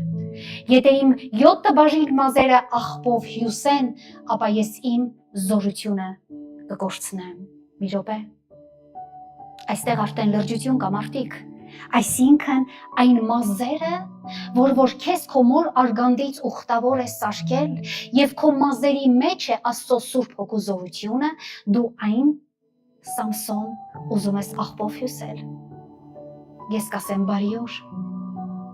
կհյուսես։ Եվ այդպես էլ արեցին։ Ինչքան կդիմանար Տերը, ինչքան կդիմանար այս անարգանքներին Սուրբ Հոգին, եւ հյուսեցին։ Եվ գիշերը գոռաց Դալիլան Սամսոն փղշտացիները եւ նորից նա թռավ եւ թոթափեց ինքը իրեն, նրա վրա չկար տկարություն, զորությունը դեռ նրանում էր, քանի որ սիրելիս պաշկևը դեռ նրանում էր։ Եվ Սուրբ Հոգին համբերեց Սամսոնին Աստված, մինչև որ նա հայտնեց Դալիլային Սուրբ Հոգու զորության գաղտնիքը։ Սա ամենավերջինն էր։ Սա արդեն Սամսոնը ինքը պատվազրկեց Աստծուն, մայրի մարդիկ։ Ինչով, ինչպես։ Եվ Սուրբ Հոգին հեռացավ նրանից, երբ Սամսոնը հասարակացրեց եւ անարգեց նրան 7 բաժին մազերը։ Գիտեք սիրելիներ, եւ Սամսոնը ասեց Դալիլային. եթե իմ մազերը կտրեն, ապա իմ զորությունը ինձանից կգնա։ Նա այդ կնոջն ասեց լիարժեք ճշմարտությունը։ Այսքան խաղալուց հետո, այսքան կրակի հետ կրակ շախ տալուց հետո նա պատմեց Դալիլային ճշմարտությունը։ Ու պիտի պատմեր, սա Աստված թույլ տվեց, ինչու թույլ տվեց Տերը, բավական էր արդեն։ Պակա որ մեր կյանքում Տեր ասում է բավ է, ասում է 3 տարուց հետո, եթե 1 տարի եք ավելացնեմ քո ծառը, եթե այն բդուղ չբերեց, կտրելու եմ գցեն։ Թզենին հիշում եք, երբ որ նա աշակերտների հետ քայլում էր եւ սոված էր Տերը եւ թզենու ծառի վրա պտուղ էր ման գալիս, բայց ասում եմ միայն տերև կար։ Ինչ ես ուզում դու դրանով հասկանալ։ Եվ ասում է անիծեց Հիսուս եւ ասում է իսկույն ծառը չորացավ։ Այո։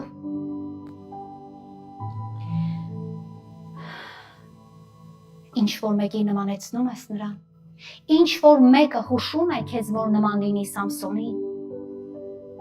առաքյալ առանց առաքելության, ուխտավոր առանց ուխտի, դրժած ուխտի, հավատացյալ առանց հավատքի եւ առանց հավատքի գործերի, այո սիրելիս, սա Սամսոնի կյանքն է, սա սկսած ինձանից բոլորիս կյանքն է։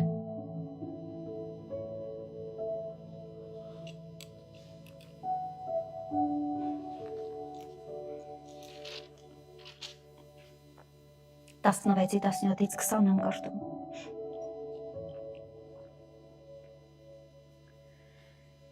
Եվ նա իր սրտի մեջ բոլոր եղածը նրան հայտնեց եւ ասեց նրան.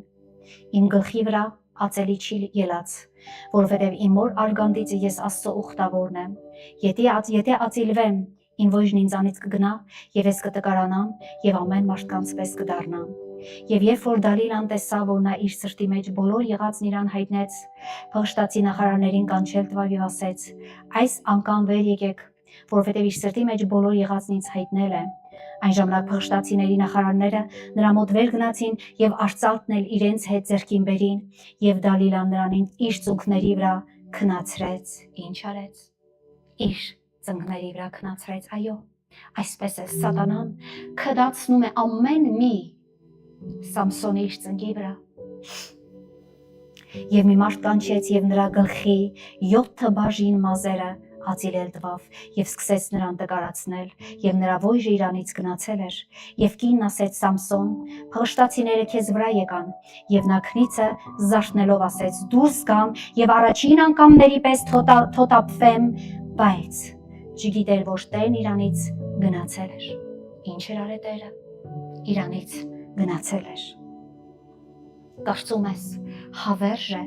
Աստծո հոգին դրելու քո հոգու մեջ, ոչ սիրելիս, կարծում ես հավերժ է Աստված ներելու մեր առօրյա ամենօրյա սխալները, քանի որ մենք չենք հասկանում ինչ ենք անում, դե Աստված էլ հասկանում է, որ դու չես հասկանում ինչ ես անում եւ այսպես ներում է անդադար այսպիսի Սամսոններին, բայց մեկ օր էլ կանգնում ենք վճռի առաջ հայոյել Աստծուն ներելի մեղքի մարդիկ։ Աստվածաշունչն ասում է, որ կան էլ որ մեղավոր մարդը Աստծուն հայոյի, այսինքն Հայր Աստված ոչ թե Աստծուն հայոյի, այն ներելի այս երկրի վրա։ Բայց Սուրբ Հոգուն հայոյելը այն աններելի փաստ է մարդիկ։ Եվ ինչ էր անում Սամսոնը անդադար հայոյելով մաներ գալիս Տիրոջը անդադար։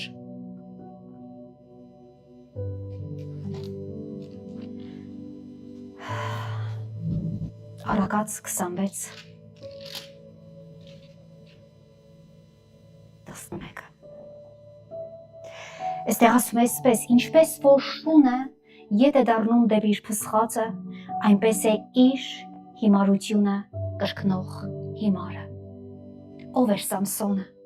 Նա մեկն էր, ով անդադար կրկնում էր իր սխալները։ Նա մեկն էր,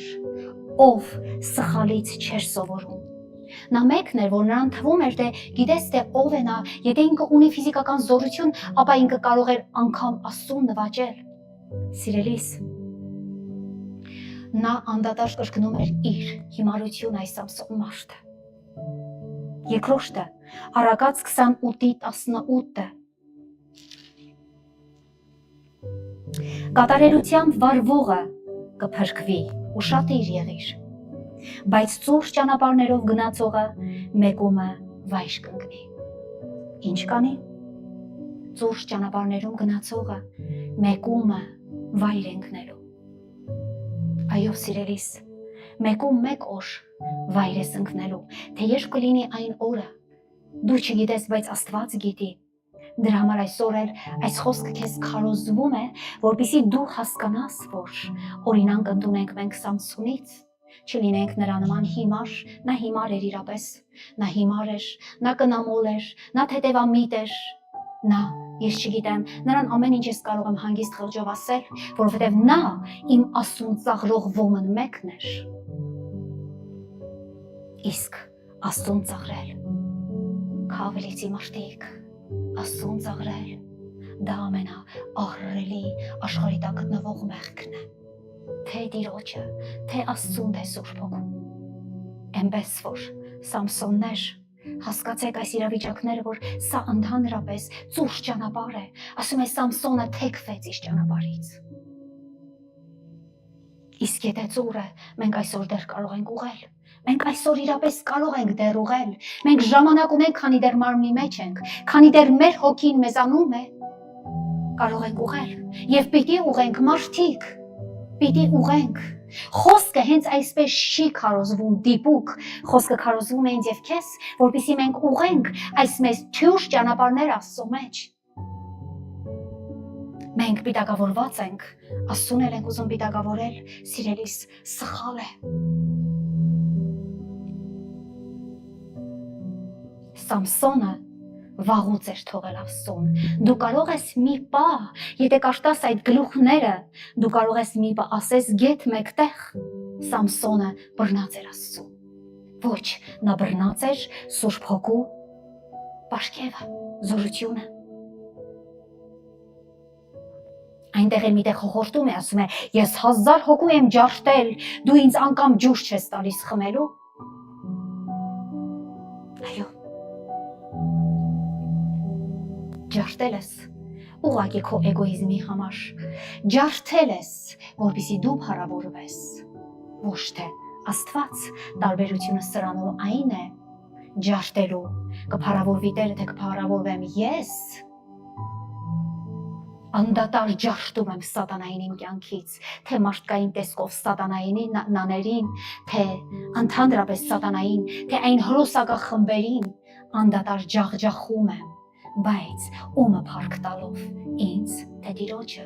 բնականաբար Տիրոջը։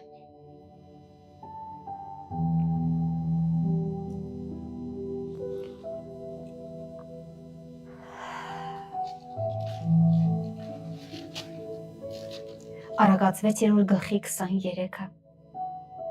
որովհետև ասում է, պատվիրանքը ճրակ է և օրենքը լույս, և խրատի հանդիմանությունները կյանքի ճանապարհ, հասկանում ես սիրելիս, ինչ է, խրատի հանդիմանությունները կյանքի ճանապարհ են, այո, ես հանդիմանվում եմ, առաջինը ես եմ զարկվում այստեղ այս ամբիոնի վրա, զարկվում եմ աչև ծախ, հանդիմանվում եմ, կարծում ես, ես քեզանից մեր ուրիշ տարբերություն ունեմ, ոչ, ես հանդիմանվում եմ, ես խոսքը բառացիորեն քարոզում եմ, լսում եմ, հանդիմանվում եմ, հասկանում ես դու դա, և ինչու համար ենք մենք հանդիմանվում, որովհետև կյանք է մեզ պետք, վաղը չեմ իսոր, շատ մարդիկ դժոխքում, Երբ որ Հիսուսի երկրորդ գալուստը կլինի, նրանք կաղաղակեն, բայց նրանք չհանդիմանվեցին, բայց նրանք չփոխվեցին, նրանց քարոզվեց մի ամբողջ կյանք, նրանք չապաշխարեցին, նրանք դարձի չեկան, հավատացին, բայց հավատարմություն ձեռք չբերեցի։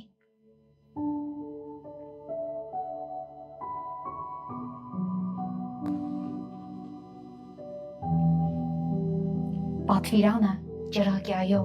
իսկ պատվիրանազանցությունը ուշադիր եղիր, այն կուրությունն է քո աչքերի, որին դու ինքդ ժառանգել ես, Սամսոն։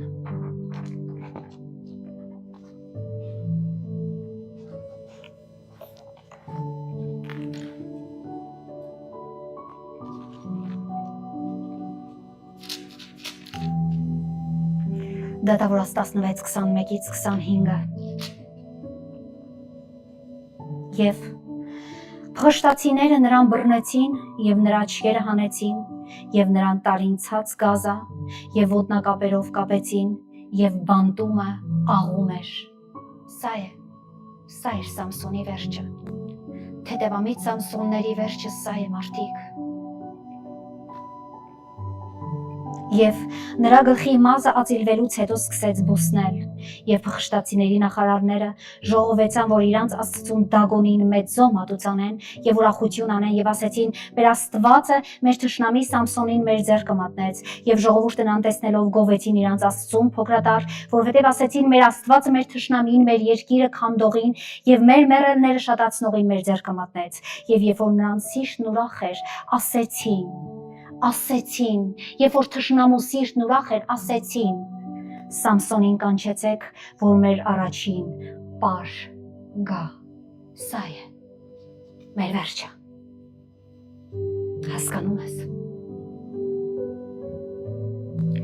Հասկանում ես, որ սա է մեր վերջը, մարդիկ։ Եթե Սամսոնի նման շարունակենք, վերջում սատանայի թշնամու առաջին պիտի պար գանք, պիտի պարենք, պիտի թռվռանք։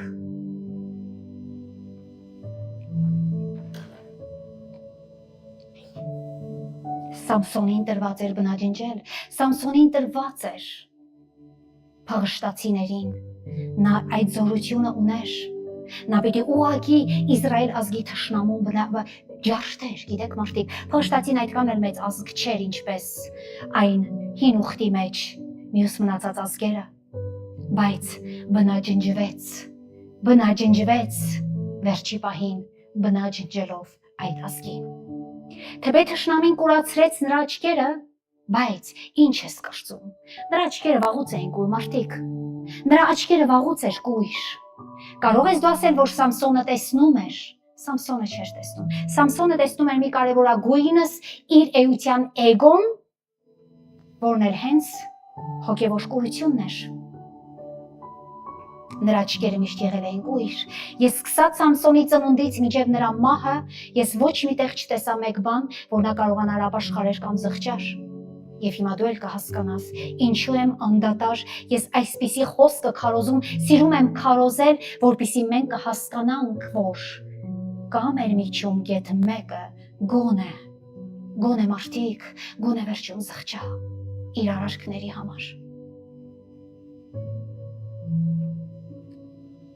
Սամսոնը սթափվեց, երբ թշնամին նրան կուրացրեց։ Այո,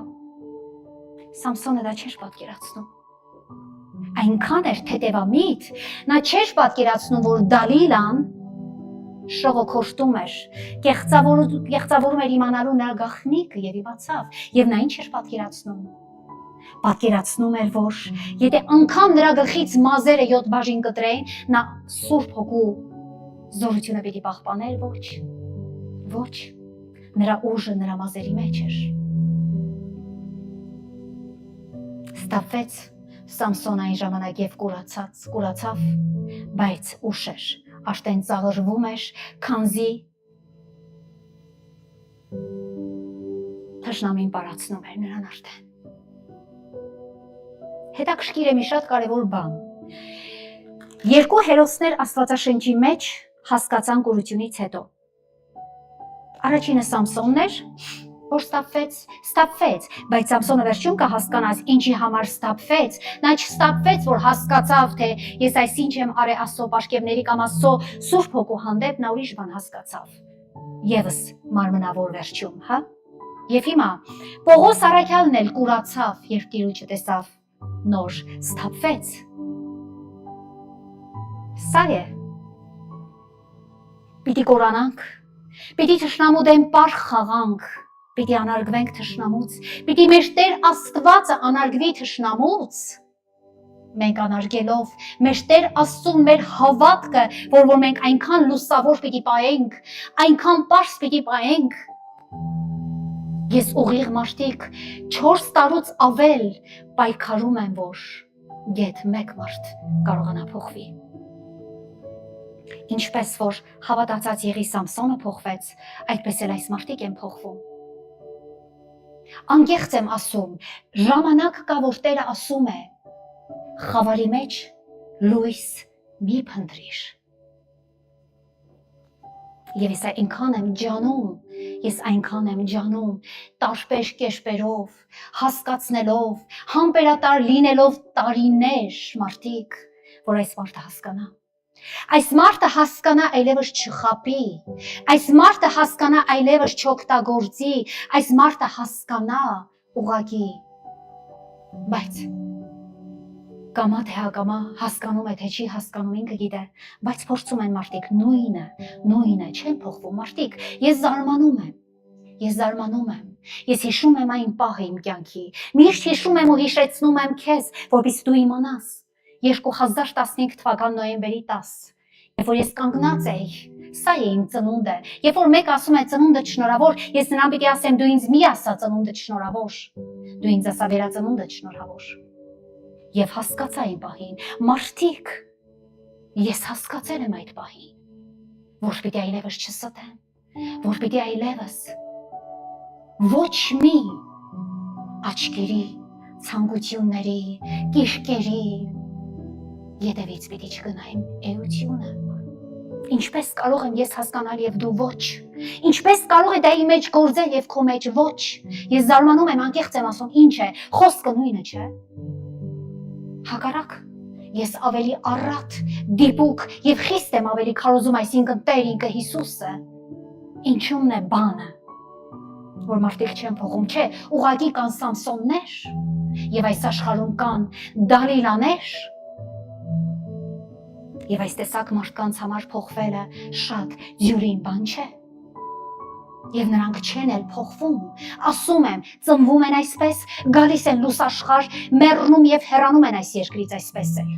Նրանց հիշատակը կորում է, վերջում խոսում են, ասում են այս ստախոսը, այս քծողը, այս շահագործողը,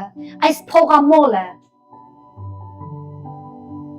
Վարված եմ ես, հասկանում ես սիրելիս, ներսս վարված է։ Որ կարող էր այդ մարդը լույսը տեսնելով լույսը ճաշակել, բայց լույսը տեսնելով խավարն ընտրեց։ Ասում է, քանի որ նրա գործերն այնքան չար էին, որ նա չկարողացավ լույսին գալ։ Թաքնվիր նկուղում։ Ուզում ես թաքնվիր ամբողջ մի կյանք նկուղում էլ մնալու ես մարդ։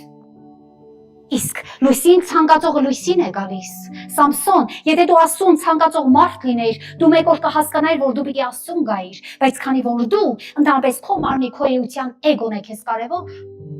ով է քեզ համար Աստված, սիրելիս։ Ով է քեզ համար Սուրբ Հոգին։ Դու Սուրբ Հոգուն անարգող ոմն մեկն ես, որ չես էլ հասկանում, որ նրան այլևս դու պատասխանալ չես կարող, ներվել անգամ չես կարող, հասկացի մարդ։ Եվ հիմա Պողոսը կուրացավ, Պողոսը սթափվեց, եւ Պողոսը մենք գիտենք, որ այս Պողոս առաքյալը ամենքից շատ քայլեց, ամենքից շատ տանջվեց, ամենքից շատ սովեց ու տարապեց, բայց մնաց հավատարիմ իր Տեր Հիսուս Քրիստոսին։ Իսկ այս Սամսոնը կուրացավ, անգամ նրա կուրությունը նրան չօգնեց։ Գոնե հոգևորապես դարձի գալու, գոնե հոգևոր աչքերը բացվելու։ Կաշտում եմ դատավորաց 16-րդ գլուխ 28-ը, որպեսզի դու հասկանաս ինչու Սամսոնի հոգևոր աչքերը չբացվեց։ Նա դեռ տարապում էր իր մարմնավոր աչքերի համար։ Մարդիկ, ինչ է մարմինը, այսօր կա, վաղը կարող է սա չլինել։ Այսօր այս մարմինը կա, 5 ամիս հետո կարող է նա չլինել։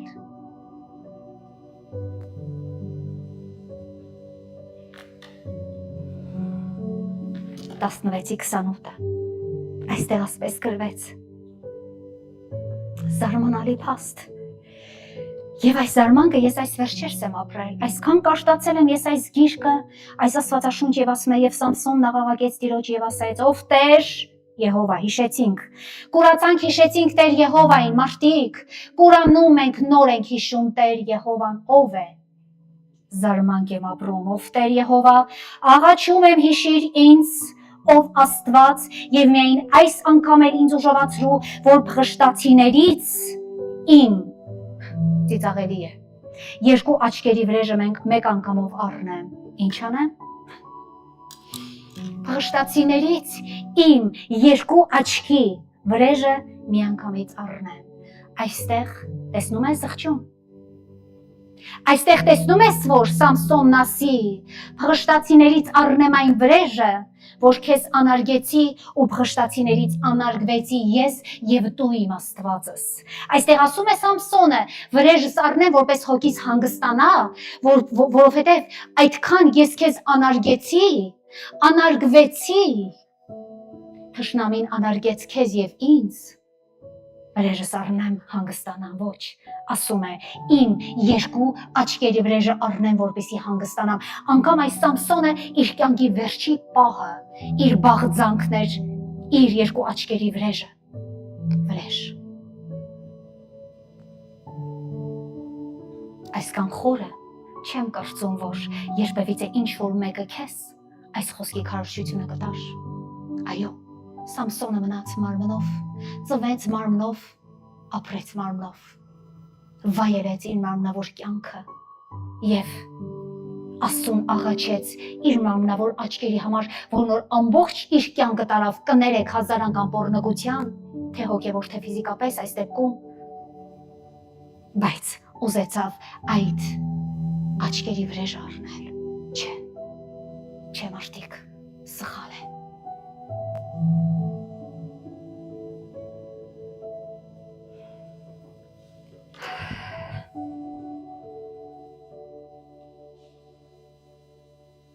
Այն աչքերով դու բղծվեցիր ամբողջ մի կյանք, այն աչքերը, որ քո կյանքի դուռն էր, որը դու բացեցիր ամբողջ աշխարհի մեղավոր կյանքի համար, կրկի համար, Սամսոն, ամեն ինչի համար, կանանց համար, քո էգոիզմի, քո մարմնի հաճույքների համար, այդ աչքերի վրեժը քեզ պետք չէր փղշտացիներից առնել, այդ աչքերի վրեժը ընդհանրապես պետք չէր դու կուրանայիր։ Քյուր կղաբար, այսպես էլ այս մարդը գնաց, վերջը լավ լինի։ Գիտեք, ընդհանրապես հիշեք մեկ կարևոր բան, եթե Աստված հանել է մեկին առաքելության համար, ամենավերջում, կամա թե ակամա կհասկանա այդ մարդը, թե չի հասկանա, կանի այն ինչ Աստված հրահանգել է, թե ոչ, միևնույն է վերջում այն պիտի նա անի։ Հիշում եք Սավողի պատմությունը, ինչ ես կարծում, ամաղեկը չբնաջնջվեց, ուրիշի ձեռքով։ Ինչ ես կարծում, փղշտացին չբնաջնջվեց, այո, բնաջնջվեց, բայց ինչի Սամսոն, դու կարող էի նրան բնաջնջել եւ դու ապրել։ Ոչ։ Բնաջնջեցիր քեզ բնաջնջելուց հետո։ Եվ այդ բնաջնջումը ոչ թե Աստծո այն կամքն էր, որ քո մեջ դրել էր ուխտը, այլ քո աչքերի վրեժի համար դու այդ արեցիր, ուրիշ ոչ մի բանի համար։ Այսպիսի հավատացյալ, ուխտավոր, առաքյալ, բայց Սուրբ Հոգուն եւ Աստծուն անարգող մեկը, ով երբեք էլ չհասկացավ, որ անարգեց, նա չհասկացավ, մարդիկ, նա չհասկացավ։ Համենայն դեպս Աստվածաշնչի մեջ չկա մեկ զղջման խոսք։ Նա ուներ վրեժի ծարավ միայն իր երկու աչքերի համար։ Աստծո անուն չի տրվում այստեղ։ Աստծո հետ խաղալու, ծաղրելու, ոչինչ։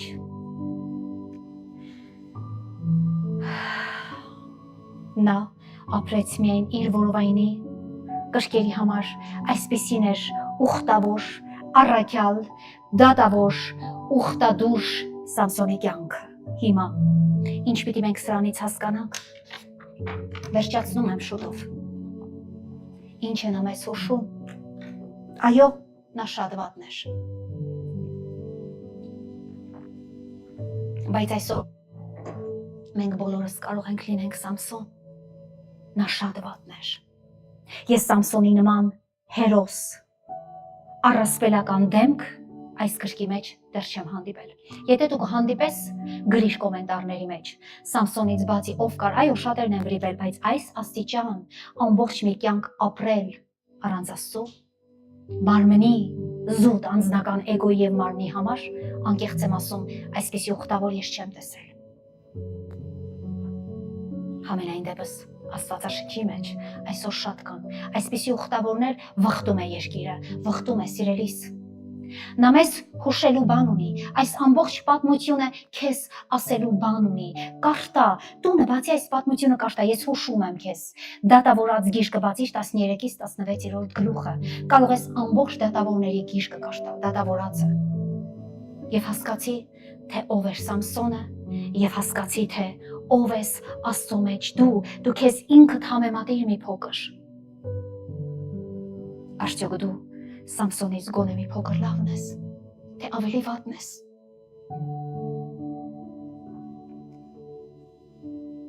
Սամսոնի ամենավերջին ցանկությունը առ Աստված այն դարձավ Սամսոնի անվան փրկությունը։ Գիտեք, Սամսոնը դասվեց ուղղակի այս աստվածաշնչյան էջերի մեջ ինչու, որովհետև Աստված վերջի պահին գործեց նրանում, անկախ ամեն ինչից գործեց։ Եվ ասում է ամբողջ փղշտացիները, նախարարները, 3000-ից ավելի մարդիկ նստած նայում էին, ծաղրում էին Սամսոնին։ Եվ ինչ արեց Սամսոնը, այն երկու սյուները ձեռքով հենեց և փլուզեց։ Բայց սա էլ իր անվան համար, քանի որ Սամսոնը մնաց աստվածաշնչի մեջ Սամսոն, գոնե, այսպես ասենք, բնաջնջեց թշնամուն։ Գոնե վերջում բնաջնջեց թշնամուն, առանց զղջման, առանց ինչ-որ Աստծուն ներողություն խնդրելու կամ ասելու Տեր, ներիր ինձ իմ ապրած կյանքի թյուր ճանապարհների համար, բայց բնաջնջեց թշնամուն, ինչու՞։ Եթե Աստված ինչ-որ մեկին հանել է, դա կապ չունի ով է այդ մարդը։ Եթե Աստված ասել է պիտի բնաջնջի, վերջում Աստված կանի այնպես, որ այդ ազգը պիտի բնաջնջվի, թե ինչպես կանի Աստված այն կանի սիրելիս։ Իսկ նրա անձնական հաղթությունն էր, իսկ ուր էր Աստված նրա կյանքում։ Գեթ մետեղ դու չես տեսնի այն։ Ամեն իր այս արկածների մեջ, ասեմ արկածներ, Սամսոնի արկածները։ Լսել եք, տեսել եք այն ֆիլմը, իտալացիների արկածները Ռուսաստանում, Սամսոնի արկածները, կարող եմ ասել, մեծատար, կարող եմ նայել վերնագրել այսպես, արկածախնդիր մարդերն է։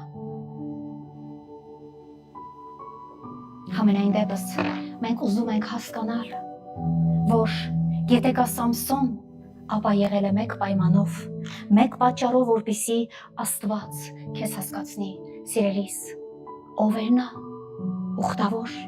առաքյալ, մարդիկ զարուրում է, Սուրբ Հոգով լեցված,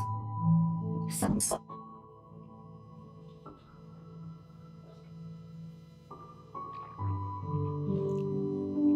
Չէ։ Ուղղակի, որքանով որ Աստվածաշնչի մեջ Ղովտն էր աշտար կոչվեց, որքանով որ Հոբն էր աշտար կոչվեց, այնպես էլ Սամսոնը, ոչ մարդիկ, մենք պիտի բացարձակ այն հակառակ ուղղությունը հասկանանք մարդկային էության, մեզ քարոզվում է նրանց կյանքը։ Դու կարող ես ասել, Սամսոնը Սուրբ Հոգով լեցված էր իր ամբողջ կյանքում։ Ոչ։ Երևի թե կարող եմ ասել, այն ընթացքում, երբ որ նա իր մայրական արգանդի մեջ է եղել, այո, բայց այնտեղից դուրս, երբ որ նա արդեն մեծացավ և սկսեց իր արկածները, այնտեղ ես ոչ մի, սիրելիս, ոչ մի Սուրբ Հոգու նշույլ, կամ երկնային Աստծո բարձրելոյնի ցանկություն, կամ կամք, կամ երկյուղ, դու տեսնում ես նրա կյանքում երկյուղ։ Ես չեմ տեսնում։ Իսկ ինչ է երկյուղը, Աստծո հանդեպ երկյուղ ունեցած կյանք է մարդիկ, կյանք։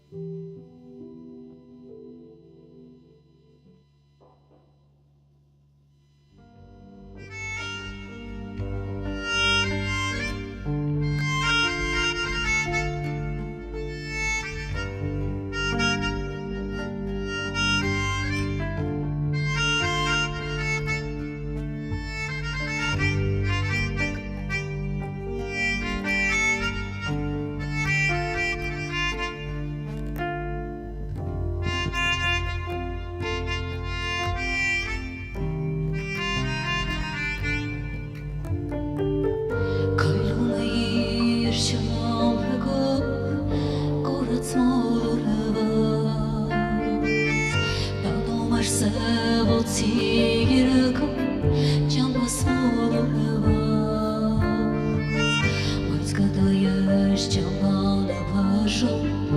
ու միշտ քարքարում Ոշտանում է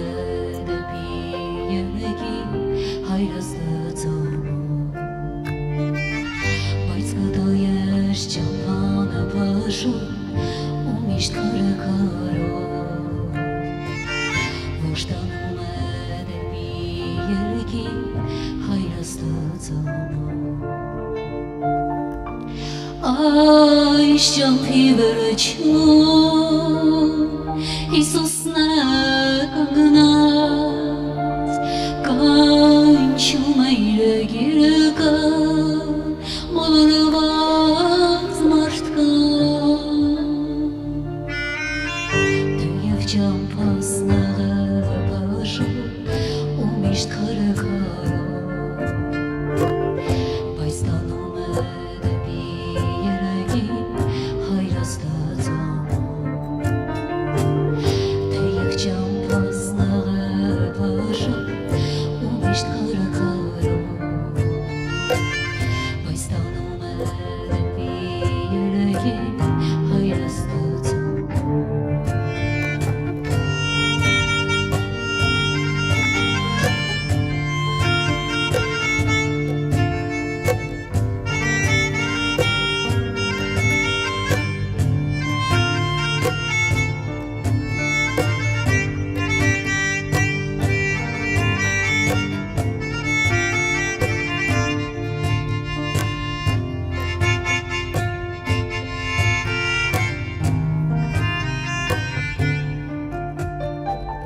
Պատրաստված է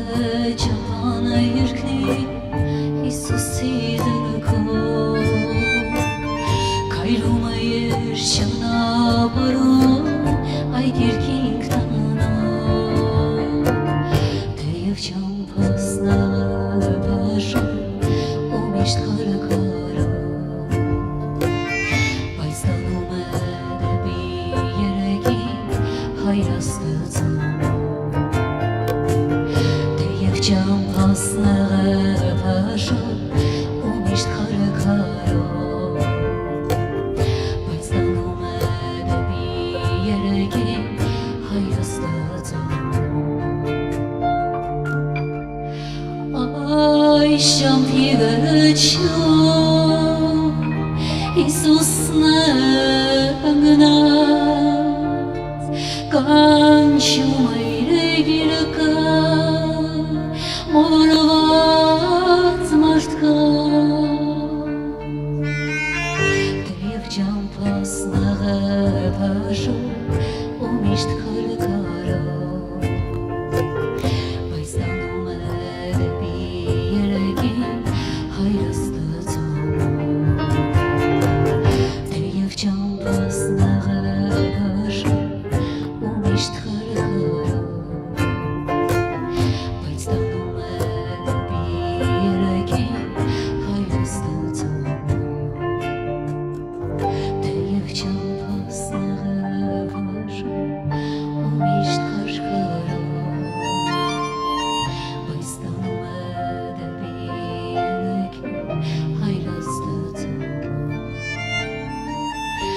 Եվ ճամփասն է բաժում ու միշտ քարքարում Բայց տանում է երեքին հայրս դծանում Տանում է սիրելիս, տանում է փշոտ է, այո քարքարոտ է հեշտ չէ Դժվար ճանապարհ է, ուղիղ ճանապարհ է, սիրո ճանապարհ է Սա մխիթարության ճանապարհ է Սա այրան ճանապարհ է, սա այրան հետքերով քայլվող ճանապարհ է, որը տանում է երկինք սիրելիս, որը տանում է երկինք, հասկացիր դու սա այս խորհուրդը, այո, երկինք է տանում է հավիտենություն, տանում է Աստծո գիրկը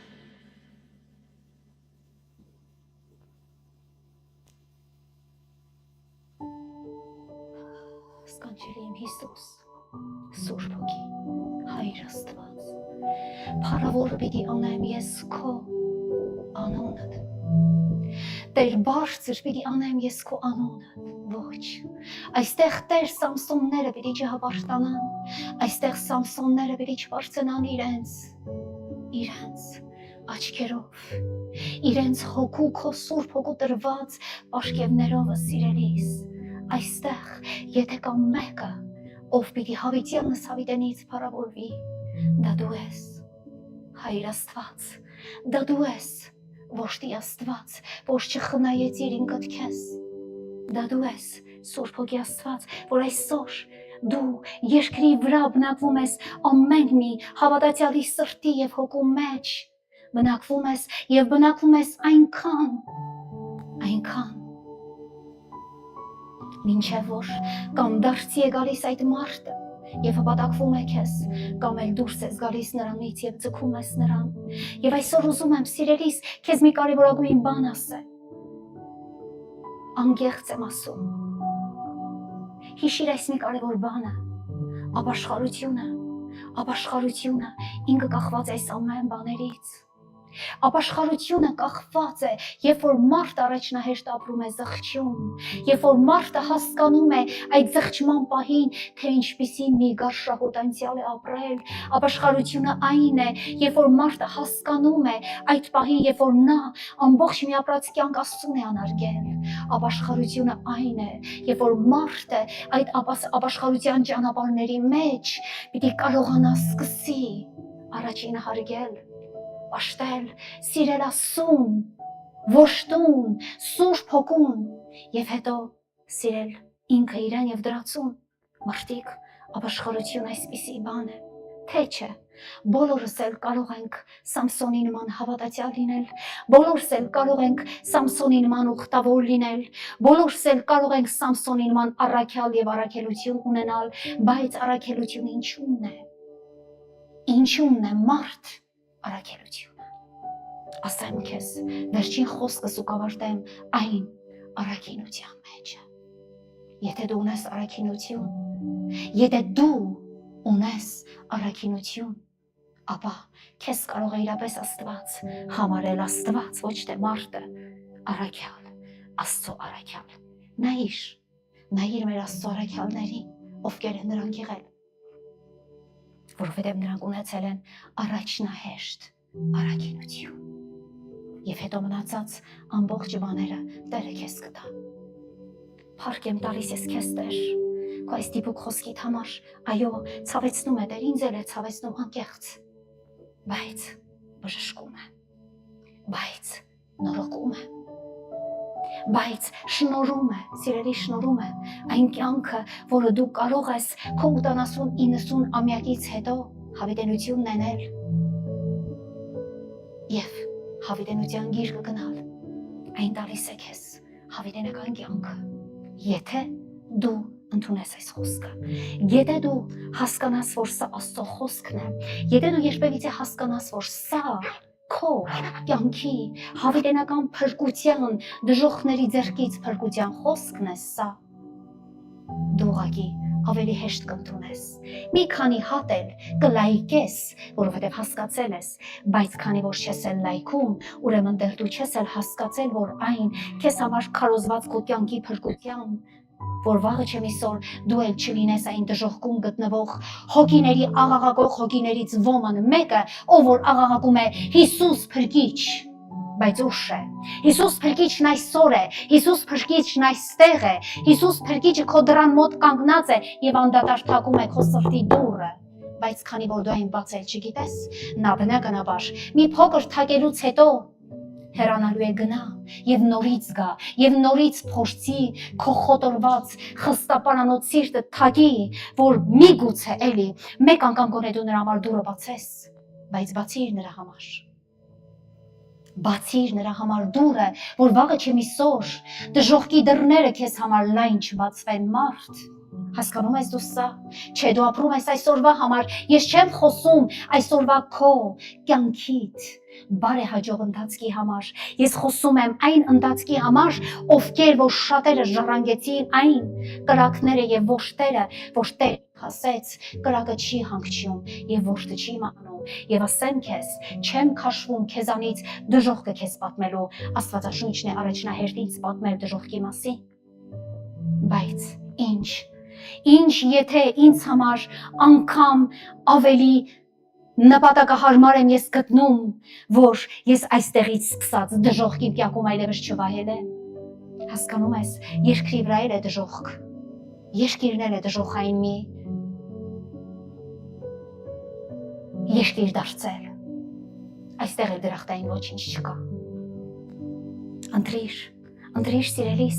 ընտրիր Քրիստոսին, ընտրիր փրկություն, ընտրիր երկնային դռները, ընտրիր երկնային կյանք, ընտրիր Քրիստոսի գիրկը, ընտրիր Աստծուն, ով քեզ համար չխնայեց ոչինչ։ Այդ 6,000 տարիների ընթացքում, սկսած Ադամից ու Եվայից, նա երբեք չի խնայել քեզ ոչինչ։ Գործեց պլան առաջին, գործեց պլան երկրորդ, այսօր գործում է պլան երրորդը մեր կյանքում Սուրբ Հոգին է, բայց դու Սուրբ Հոգուն հակառակ ես գնում։ Չհասկանալով որ մեկ օր էլ Սուրբ Հոգին հեռանալու է այս երկրից, այս երկիրը դառնալու է ողբալի մի տարածք, առանց Սուրբ Հոգու, առանց այս խոսքի, առանց Աստծո եկեղեցու, Աստծո մարմնի։ Տիրելու այստեղ միայն չարը։ Եվ արդեն տիրում է, արդեն դու տեսնում ես քո բաց աչքերով, թե ինչպես է չարը տիրում այս աշխարհին։ Ընտրիր բարին, գնա բարու ետևից եւ ճաշակիր կյանքի ծառի պտղիցը, որ քեզ կտա կյանք, ոչ թե պարտություն այս կյանքում։ Ամեն ինչ որ մեկը թող փառավորի Տիրոջ այս պահին, ինչ որ մեկ ասի փառք քեզ, պատիվ եւ զորություն Հավիտյանս Հավիտենից, Հայր, Որդի եւ Սուրբ Հոգի անունով։ Ամեն Տեր ջան, ամեն։